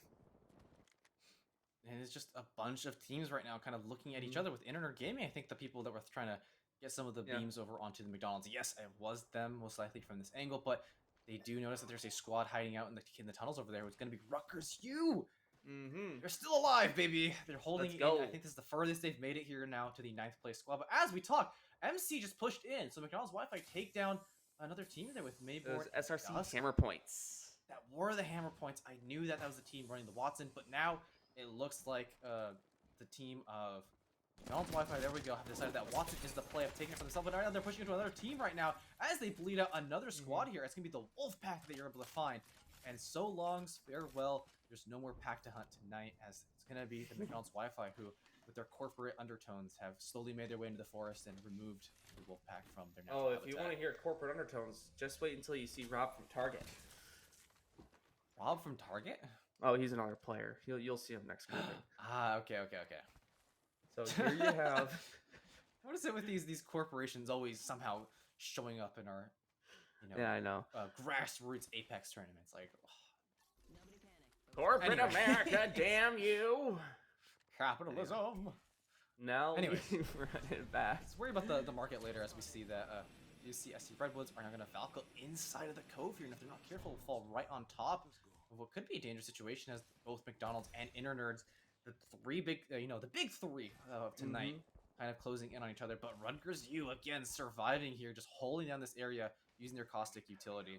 So they're sitting pretty. They're getting their points. They're 7th place right now. And again, this is the furthest they've gone, but not the most kills. We'll have to see if they can make something big happen once the zone starts pushing a little bit closer. And as they just make these peaks, the UCSC Coyotes get eliminated just like that. And this is going to be McDonald's Wi-Fi, pretty much the ones cleaning up these kills. As they find another peak, I'm pretty sure they are going to be fighting. Is this Internet Gaming? Is this Internerds? No, this can't be. There's a Horizon. But that's Kosi. I think this has to be Internerds. No, it's Mist? Mist, that's a different team. I don't know. I'm getting confused. We'll have to see, as well, there's, I think, 2 whole different teams here. I think Internerds is that team further away, but not so close. I think right closest is going to be the Cup Esports, and that is going to be Cup Esports getting eliminated, but I'm not sure who exactly by, because Internerds is also getting some downs. We have UCSC. It's the Redwoods. It is the Redwoods we found earlier who have dropped in, but it looks like the Redwoods have been taken down right now, as we're down to the final 5 squads here of Rutgers, Wildfires, Redwoods, McDonald's Wi-Fi, and Internerds. So Redwoods are not gone. They have one more player alive. I'm sorry. Never mind. There he goes. It's going to be McDonald's taking them out. And now, McDonald's Wi-Fi, they've passed the magic number of 17. Every team who has hit 17 kills has won so far. Can McDonald's Wi-Fi keep up that streak, or will Internet Gaming, or maybe even Rutgers, you have something to say about that? But the Wildfires are also not out of this just yet. We're down to our final 4, but it's going to be McDonald's Wi-Fi who have the better positioning because of all of the kills that they've gotten. They have so much utility and so much free loot available to them. So it's really going to be up to who can converge and who can play on the outside of zone and not really cause too much attention, who can hold on to their pretty much everything, if they can make sure that they don't dwindle down resources, if they can hold their loot, if they can hold their ultimates and Q abilities. Like right now, this is a big waste on that caustic playing their grenade there, because it's not going to do really any damage, and it can be able to hold these teams. And here is the big play on that Gibby, but as the Seer gets played, the gas gets played out. That's a knock on 1. Aduvant gets 1. Paxson still playing on top, anchoring as McDonald's Wi-Fi is coming to play on Paxson. Weta now having to play back on Oslav and Fluxan. Now all 3 playing together. Very good team call out, by the way. Instantly playing back and saying, you know what, we have to play patient. We can't go for this full team wipe. We're going to have to go reposition. And they do just that. And they are able to hold them as Paxson now is one shot here as McDonald's Wi-Fi tries to get a big pick as they do on Paxson. Very big play from O-Slab, picking them off with that PK as they try to get the bubble res. But are they going to repeat? Yes, they are. Big 116, though, as those nades go in. Caustic traps are getting played out. Gastic is getting played. And now it's up to Weta and Adavant to play and stay alive. Going for a res yet again. This time it's Valkyrie and O-Slab trying to get a repeat here. Getting the finish. No, he doesn't! Very close, but it just wasn't there. Getting another re-knock. He's risking Paxson his doesn't life get to play the for it, game. and they get another knock. Fluxan taking out Adavant, making it one player alive, and they are eliminated. Oh. Take a look at Koz's health there. He's on barely a sliver. I think that's probably like 5 HP in the game code or something. He is so low. That might actually be fun, actually, but barely holds on to it here. The Horizon does not go over that edge into the black hole. Instead, stays alive for another round. But Rutgers, you lost one player, but they're still alive. They're in it to win it. But the Wildfires here, fully looted up, have been waiting and are underneath the same building as Rutgers. You as we're moving into what seems to be the final ring, if I'm not mistaken. Yes, final ring is closed. It's going to be Wildfire, so I've pushed away from Rutgers U. And it's going to be McDonald's Wi-Fi hunting for their third win here tonight as they're looting up and making sure that their shields are in good health. Now here comes Wildfire. Make sure they hold off that pick. You got Z-Trix on Zio, CF, and Koi playing those picks on, unfortunately it's Rutgers University, but you got Fluxan playing that pick, getting shots on Koi, O-Slab as well playing on the outside. So does Fluxan and O-Slab, are they playing as a two-stack? No, it's because they lost one of their players, right? I forgot. Rutgers U earlier got pushed in by Internet Gaming and lost one player, but now the Horizon has been popped, and down goes one of Rutgers, which means it's just going to be, I think, the last player left. But McDonald's Wi-Fi taking this opportunity to go pushing back on Wildfires and does able to crack the shield of C-Trix, but doesn't deal enough damage, but is going to just push through. Goes for the crack onto one. McDonald's Wi-Fi just taking the pot shots, are downing another. Down goes Rutgers U. One of their players is, I think, the only one left alive here. But it's going to be Wildfires who have lost one of their players as well, and they're going to drop on top. PK, they're trying their best here. Fluxan gets eliminated, though. It's going to be the championship squad here. It's going to be McDonald's Wi-Fi, and in the end, I think it was Wildfire who were able to go second, and Rutgers University who got the third. And once again, thank you for the wonderful zoom out. Oh, the pan out to the sky is just absolutely beautiful. It touches my heart every single time. But the third win of the night for McDonald's Wi-Fi. They have over 500 ping, and they have to go restart their router every 30 minutes because they overheat the PC security in the office of their McDonald's that they're playing at currently. So rev up those fryers because I am hungry. GG's, boys. Congratulations. Great win to the three of you. I'm proud of you for going again and getting that dubski. Now, Ninja Darius, my baby boo, we're running into our final game. So, with that being said, what are some things that we should talk about before we end day one of the Phase 1 Esports Summer Series? What I can say for sure is that with that third win, there's no doubt that it's going to be McDonald's Wi-Fi walking away first. At this point, they have too big of a point lead that I think the only way a team can usurp them is if they fully wipe the lobby. They need just that many points, because we'll take a look here at the scores once we are able to process everything. But if I'm not mistaken, they've broken the 100 points at this point. They're either that or they're very, very close. And the team below them will have 50 points. So it actually might even be impossible for any team to overtake them at this point. So let's take a look here at the most recent game, as they got another 24 kill game. And yeah, with 36, they had at least 70 before. They've passed 100 points, and it's impossible for them to not be first here. So McDonald's Wi-Fi looking very happy, but enough, talking about McDonald's Wi-Fi and how good they played. Let's talk about what we saw there, which was the change up in the comps, seeing the McDonald's Wi-Fi actually decide to go for the Watson, as it seems that Watson's become a much more prevalent pick in this game here, and maybe we'll see even more teams pull her out in Game 6. And if you see as well, you had another great play from Rutgers University. Internerds Gaming picking up 11 kills, as well as UCSC Redwoods placing 5th. So really good placement for all these teams. Remember, just because you didn't place first doesn't mean you're not going to make it into finals. So if you still have a really good week here and get yourself a good placement into the next tournament, then you're going to be finding yourself an opportunity to keep on playing. So if you're still placing well as a unit, you're doing overall a really great job. So big shouts out to the UCSC squads, Inter Nerds Cup, Esports, and Cup White, especially as a lot of these teams really are just trying their hardest to stay in it.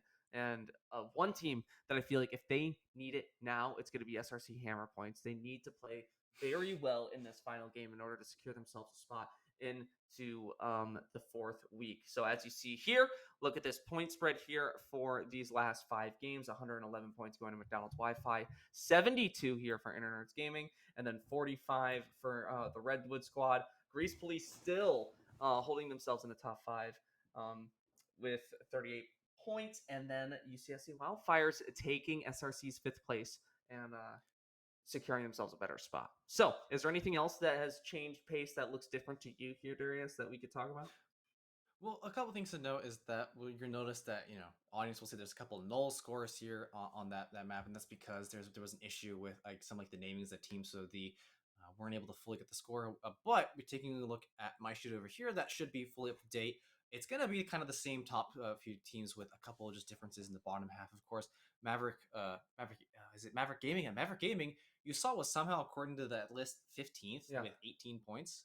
They're much higher than that. They have 20 and are actually currently in 7th, so they're within the point limit. So they're doing very, very good. So let's just take a look at the top 10 who will walk away with actual points that will go towards that final placement. And that's going to be, again, McDonald's Wi-Fi with the commanding 111 points, Mm-hmm. Internet Gaming with 74, UCSC Redwood, who were able to get one of those victories at 57, Grease Police, who even though they haven't won, have been making sure to get those kills and those placements at 40 points. Then we have the Wildfires, got 33, Hammer Point at 32, Maverick Gaming 20, as I just mentioned, CS UDH Gold at 19, tied with Cup Esports and the Wolfpack. All 3 of those teams are currently tied for what would be, I think, 8th technically. So that is where we are standing right now with our top 10 teams. All right, so of those very teams, good. we can definitely say that I have to say that McDonald's Wi-Fi, of course, has been the stand-up performer. We've also definitely, I want to see Grease Police be able to go for that, that final 3. They've made top 4 a bunch of times, but I really believe that if they're able to make it to that top 3, they might be able to pull out a win here. And another thing to add as well that I think would be very important here in this final game for the night, specifically for this grouping, if you look in the bracket here in the final 6 places, so UCSC Wildfires is holding 5th place with 33, and then Hammer Points is literally 1 point behind with 32. So there's just still so much leverage here that can be made in just one single game.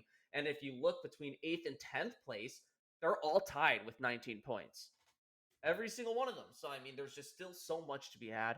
And I think with that being said, any one of these teams can make an impact here, especially teams like Vanta Black, Cup White, SGG, all not even in the double digits yet. Let's say they have a fantastic game. They could be boosting themselves into the top 10, giving themselves extra points and even a possible chance at playing in the finals. So, with that being said, this final game is the most important for the night, guys. So make sure you're playing your hearts out. We want to see the best plays you can make here as a group, because if you can't make it now, you're going to have to wait until the fall. So with that being said, Darius, are you excited for game 6?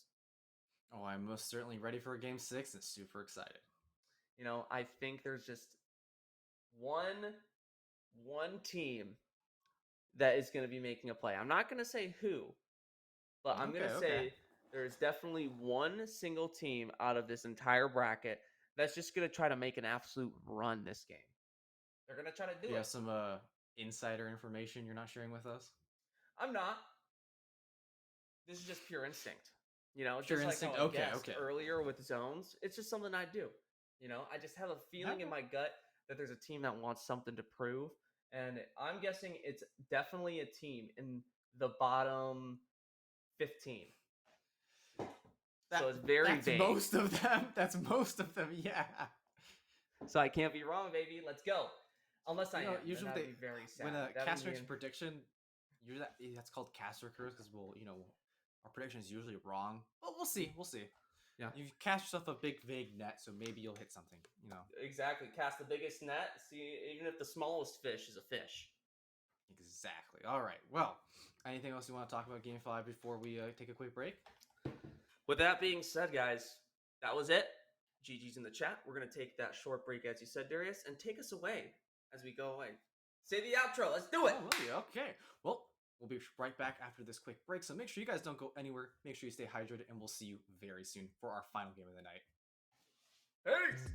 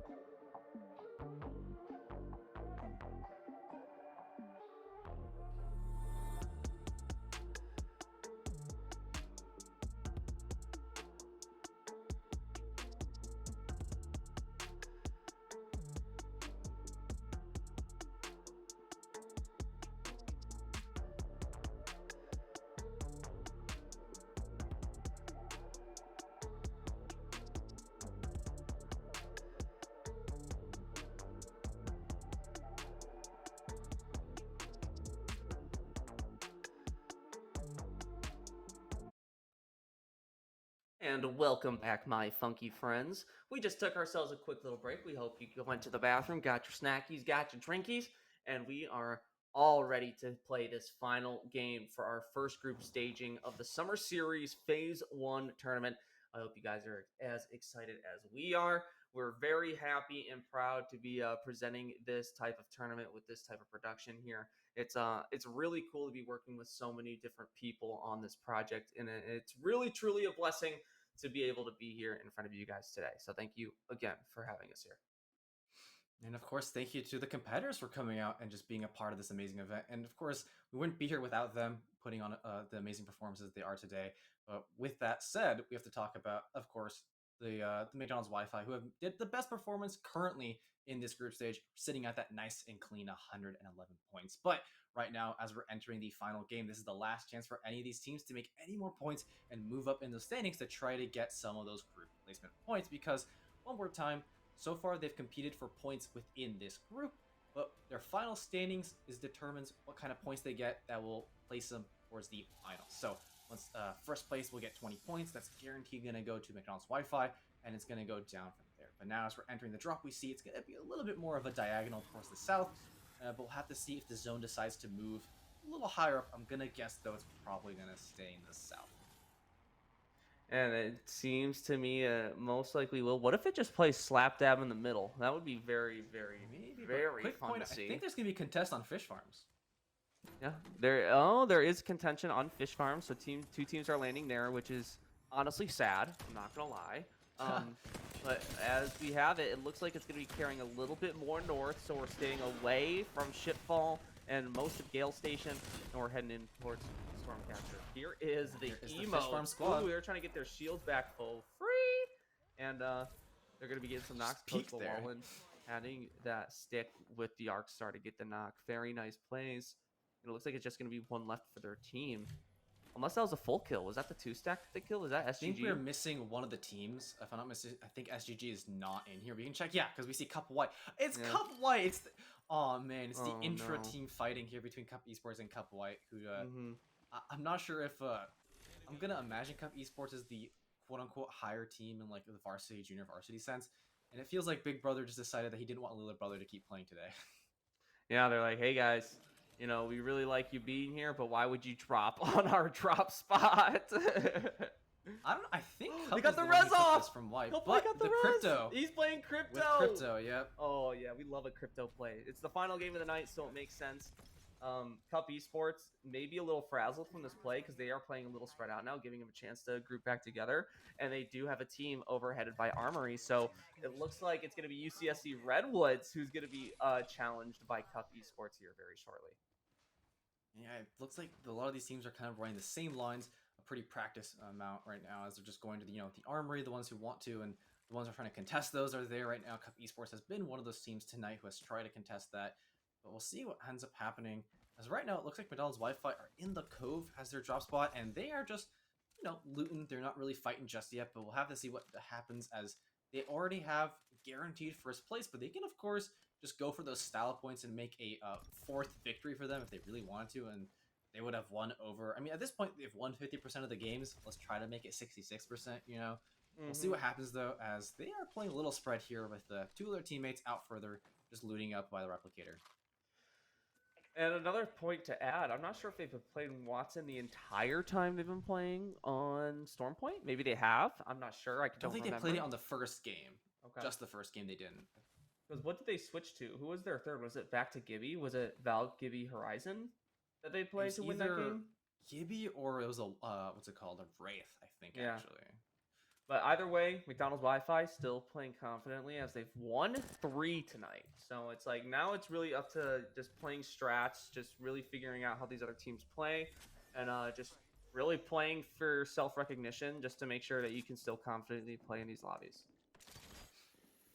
Now, if I take a quick look at the handy nifty tools here from Tiebreak, I'm going to find where, because you want to keep talking, I'm going to find out what they were playing earlier, so.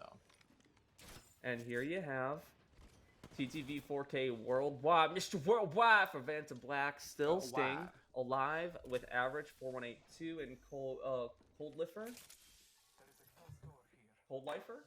Here, I'm gonna look up his name. I want to make sure I say that Yeah, right. actually, they were playing the Watson before. I guess we thought that, at least I thought they had swapped the Watson, but according to the stats here, they had played Watson on the first game of Stormpoint. So, but as we're talking about what's happening right now, you mentioned this is going to be CSUADH Gold, where it's holding down the defensive position over in Stormcatcher as another team's over there. But Cup White looks like they are just taking the south side of Fish Farm here.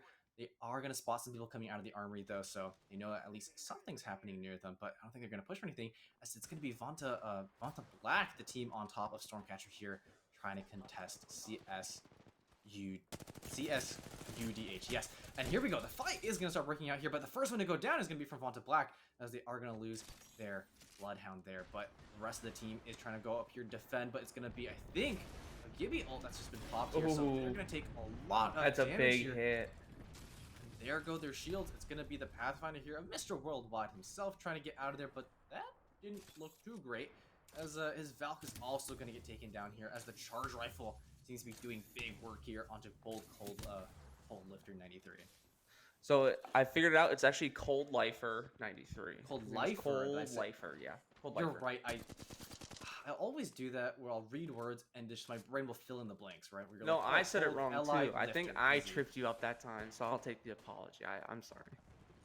But as we're talking, it looks like SRC Hammer Point, SR Speed, that spells we is taking a fight of their own, your squad here that you love to talk about.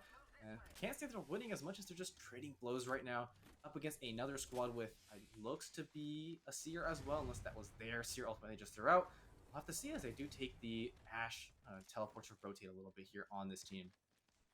And as you go, they go for that rotation real quick to get a positional advantage with the Seer ult intact. Do they make a push now, as they don't really have any sights, trying to just get some type of peek on them to see where they are? And I'm guessing that they're just going to have to diverge from here. They're going to have to play a position, or else they are looking to find coverage, and they do get a sight. But Mayborn, Silence Knight, and Dusk are just going to be playing their life now, going for a little bit of loot. Switching up the pace just a little bit, as 15 squads are still alive. There's still so much game to play, and it's looking like you got Inner Nerds here going for a play as well. Yeah, it's been a pretty quiet game compared to the last two that we just had.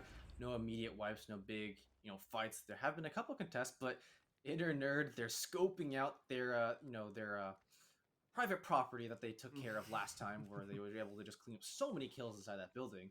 So we'll see if they can make another play there as they start heading over to their humble home. But looks like they're running the Rampart, I just noticed. So they're running Mirage Rampart Horizon with no Valkyrie. They're going for the full kill here. Yeah, and they are opting out of the Valkyrie and having that instant ultimate to get themselves on a reposition.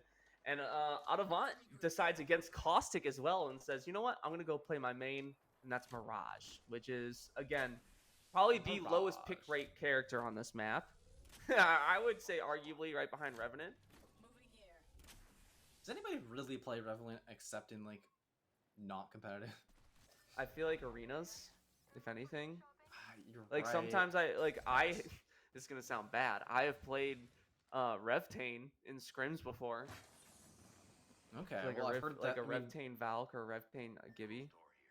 I do know that was really busted when Rev first came out. Yeah, Season 3, baby.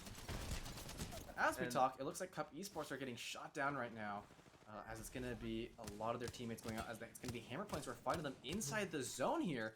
I think it's just going to be Coach Llewellyn, the last one alive, as down they go. That's going to be Cup Esports, the first to actually go out.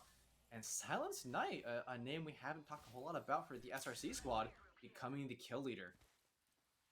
And now you see UCSC Redwoods as well, trying to find a rotation, as UCSC Coyotes find themselves a fight, getting 2 knocks on the team, getting 1 finish on Koi, Anzio down, Z-Trix trying to get some knocks, but he can't get too much to happen, as he has to just leave as his health is low, and he's just going to have to play either as a rat, or can he even go for banners?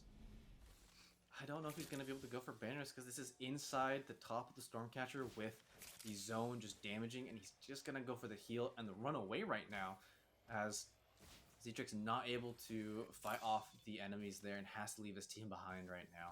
But as he goes to Stormcatcher, there is just more teams over there, so if he's not careful, might end up getting taken down. As you see that, you got UCSC Redwoods Nilki getting knocked here real quick, as you got the Wiggles playing that charge rifle against them. You There got seems to be Home Run like PNG, not a lot Western of Shore. early action. Sorry, I was gonna say there's not a No, lot we're of good. early action, but there is just a lot of damage going out. But as I'm Mhm. saying, that Cup White looks like both the Cup squads have been eliminated here, so they are gone for right now, not having the performance they really wanted. I'd say for this last game here. You know, and that's a-okay as long as they've played well together, and if they can continue forward into the finals, then they'll have themselves a second chance. But if not, then I really hope to see these players and teams again in future tournaments. But this is still just day one, right? This is a group stage thing. There's more games to be played, so we'll see what ends up happening. But right now, it's gonna be the Wiggles just kind of taking some charge shots. They're charging up their shields. That's the nice thing about the charge rifles. You can just use it to get some nice damage and be able to get that Evo start building on your shield. And they're holding up the sniper's nest portion just really effectively with the caustic traps, just not letting anyone kind of push behind them. And right now, are just taking as many pot shots as they want. It's kind of interesting though, that no one has really challenged this team yet. They're playing in a very open position in a very well-known sniper tower spot that a lot of people can pick from at least 3 different angles. You got the top hill, and if you see, they are in fact getting converged on. They are pinched by 2 teams right now. Nerd Gaming. One being It's Internerds. Gaming. Yeah, Internerds being one of them. Then you got UCSC Redwoods. You got Moises looking down at Internerds, trying to shoot down on them right now. If we take a look at Moises, we can see what kind of play he's about to make on this team. He's going for a hard push, but what is Space Cow going for a res solo? This is Here comes very Moises, interesting. and look at that. Big damage now on Internerds as they're getting picked by 2 different teams. Weta gets knocked by Joku. And there goes the ultimate there. As while we're watching this, it turns out the Wildfire is getting eliminated.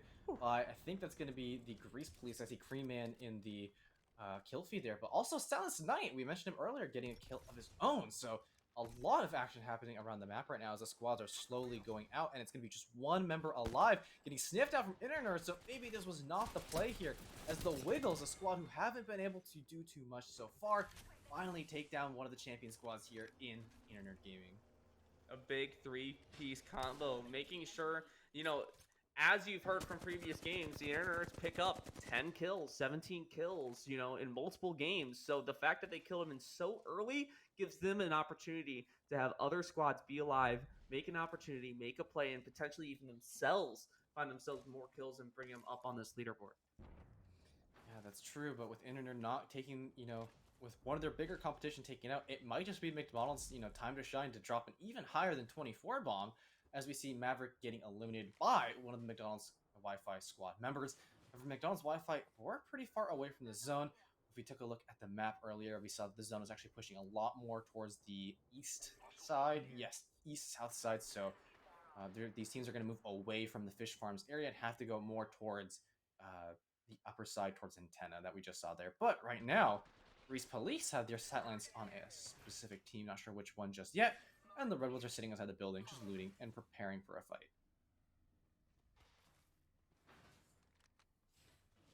Looking for any kind of movement here with 9 squads remaining. Very open field, a lot of different elevation.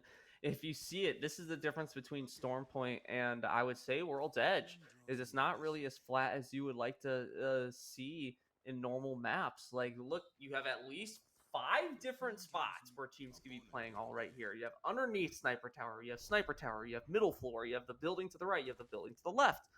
You have all of these different spots for these teams to play, and it really just depends on who can play the smartest, who can be the most reserved and play when it's only right.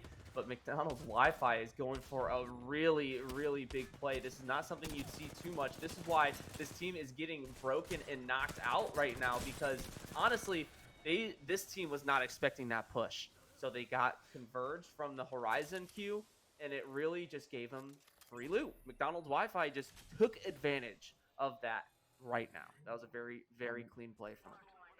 You can very clearly see why McDonald's Wi-Fi is such a hard force to be reckoned with. They took down the Wiggles, who had taken down Internet Gaming earlier, with just a much better execute, and I would say just a better use of their team's utility, right?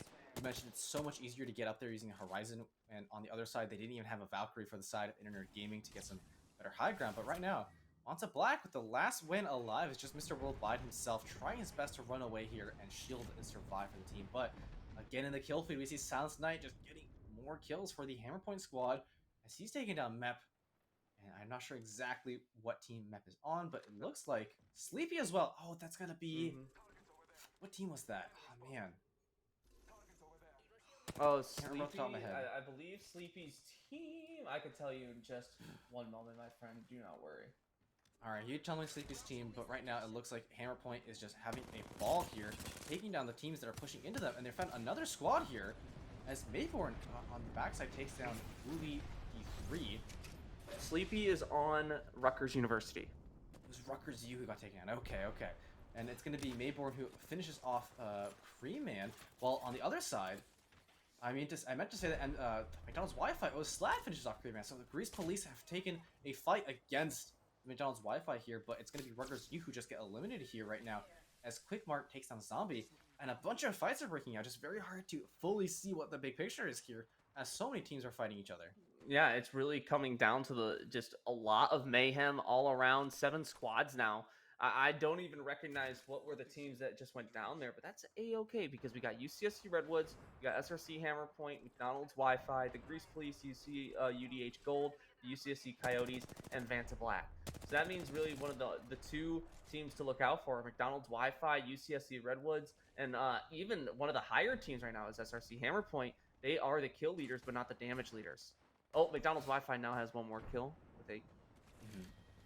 And now we get to see the bigger picture of the zone and what's happening here. We see Atlas is here. I think that's from the Coyote squad I think I saw earlier. Has 1 player left alive. Worldwide is also sitting on the edge of the zone, holding it out for Vanta Black here. But Milky from the Redwoods is not pushed up with his team, while McDonald's Wi-Fi on the other side are really, really deep here and are just trying to hide from all the sightlines that they're very, very exposed. But the top of the map, I think that's going to be... I don't think that's Wildfires, because Wildfires got a earlier. Who was Quickmart a part of? Again, can't remember off the top of my head. But it's going to be Hammerpoint, was just down to 1 player, and it's going to be Silence Knight, the big player. Been doing so much damage as Space Cow from, I want to say, it's Grease Police, taking down Dusk, and McDonald's Wi-Fi taking down another player, as well as they are now trying to collapse on a whole separate squad here.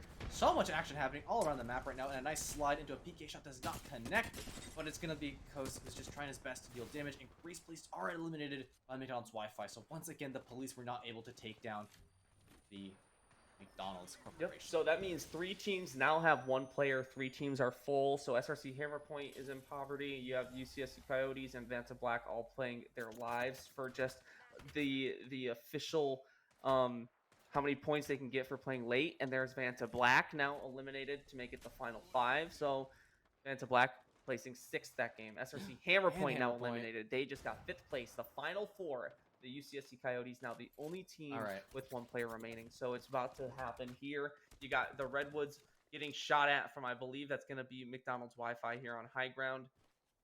And let's take a look here. As I apologize to I apologize to Quickmart in the team. I'm pretty sure that's going to be CSUDH Gold that has Quickmart.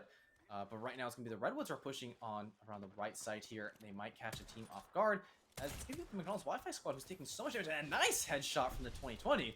Means a 72 is being dealt there. And the crack from the artillery fire from Nilki means that the Redwoods are just eating into McDonald's Wi-Fi's slow and steadily right now. And you got Seer being broken on the opposite side as well. Some nice arc stars being played. And now you got Fluxan going for that push solo here on that squad on the right-hand side. I'm pretty sure that's CSUDH here holding that high ground officially. As now you got Redwoods here playing that slowly. But look at Atlas. Slowly but surely just creeping alongside that edge zone. And now you have CSUDH down 1 with 2 players left, just holding on to that angle. Now you have the Bloodhound ult being played, 1 being downed again. Now it's up to King Drew to stay alive for CSUDH, and they are eliminated by the UCSC Redwoods. So both previous winners here now in this game, with UCSC Coyotes playing as that single stack Atlas. Look at him playing zone, playing that cover behind the rock. Such a good angle for him to hold. And now let's see if McDonald's Wi-Fi can pick up the pieces against UCSC Redwoods. They get one knock on Space Cow. It's now a 3v2. So Kosi is one shot as he goes for a battery. Now it's going to be a push. Oslab trying to get that peek on Nilki. Does he get the knock? He gets him to one shot. Slab not able to converge.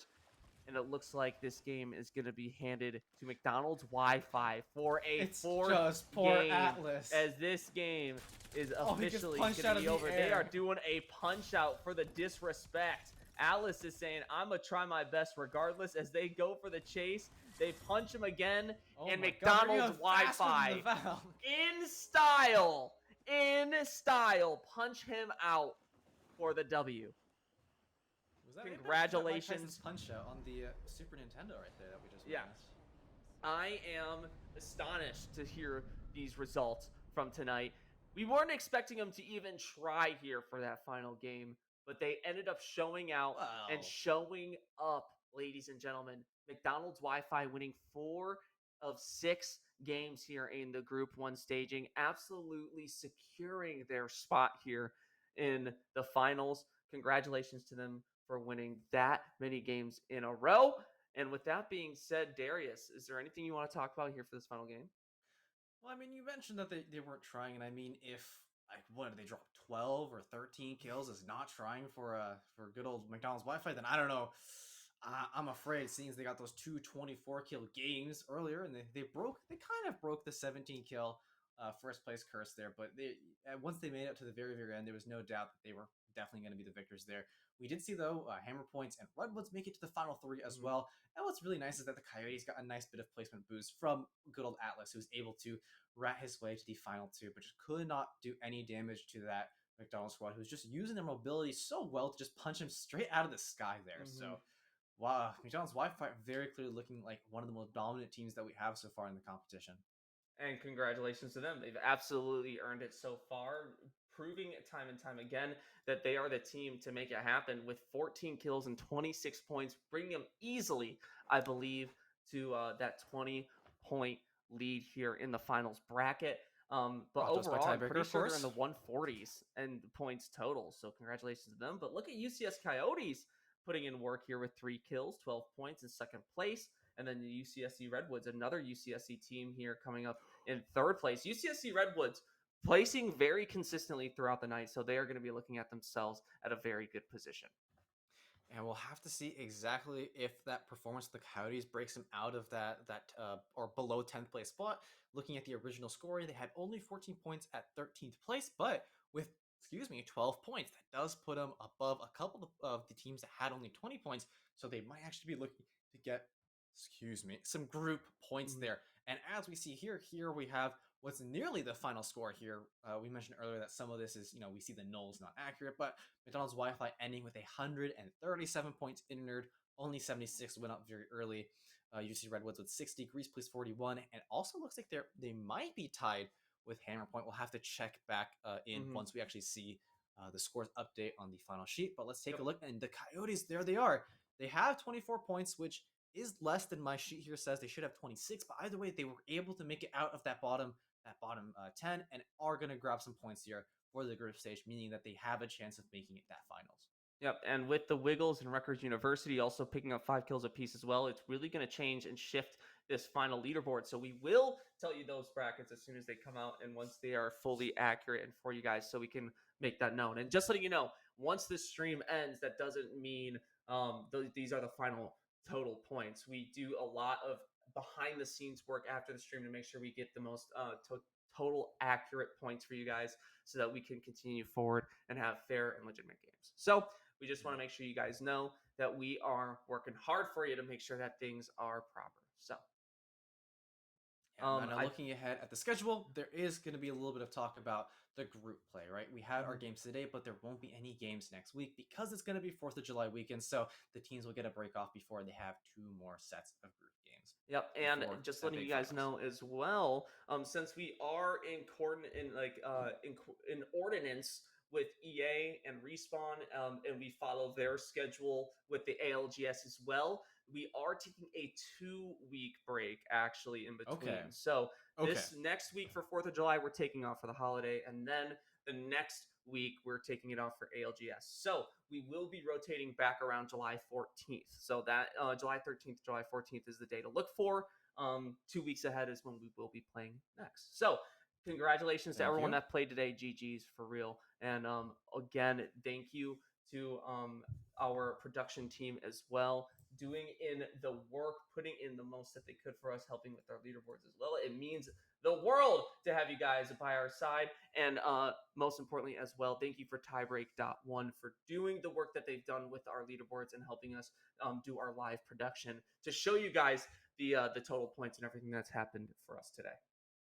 All those wonderful overlays, of course, Tiebreak won. So thanks again, massive shout outs to them for helping us with all that wonderful production here. And I've got to say, this is my first time coming on here to be a part of the Phase One broadcast, and thank you very much, Konoir, for being just an amazing co-caster and like helping me through this process of just being on here for the first time. Dude, absolutely, my baby boo. Absolutely. And with that being said as well, we cannot forget, is there anything that we can support you on that you'd like us to see you on in general that we can support you with?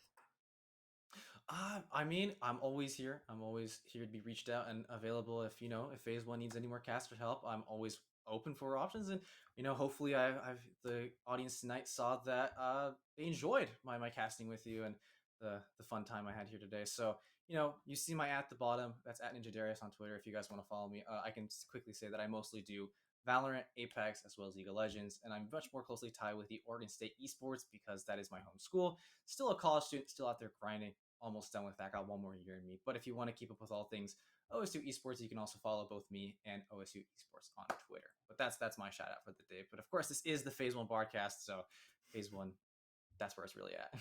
Oh yeah, baby. Make sure you guys give him some love over on Twitter. Make sure you check him out and give him the love he deserves. And speaking from my point of view, I had a blast casting with you today. It was smooth as butter. Thank I you, had a sir. lot of fun despite the hiccup in game 5. No sweat about it.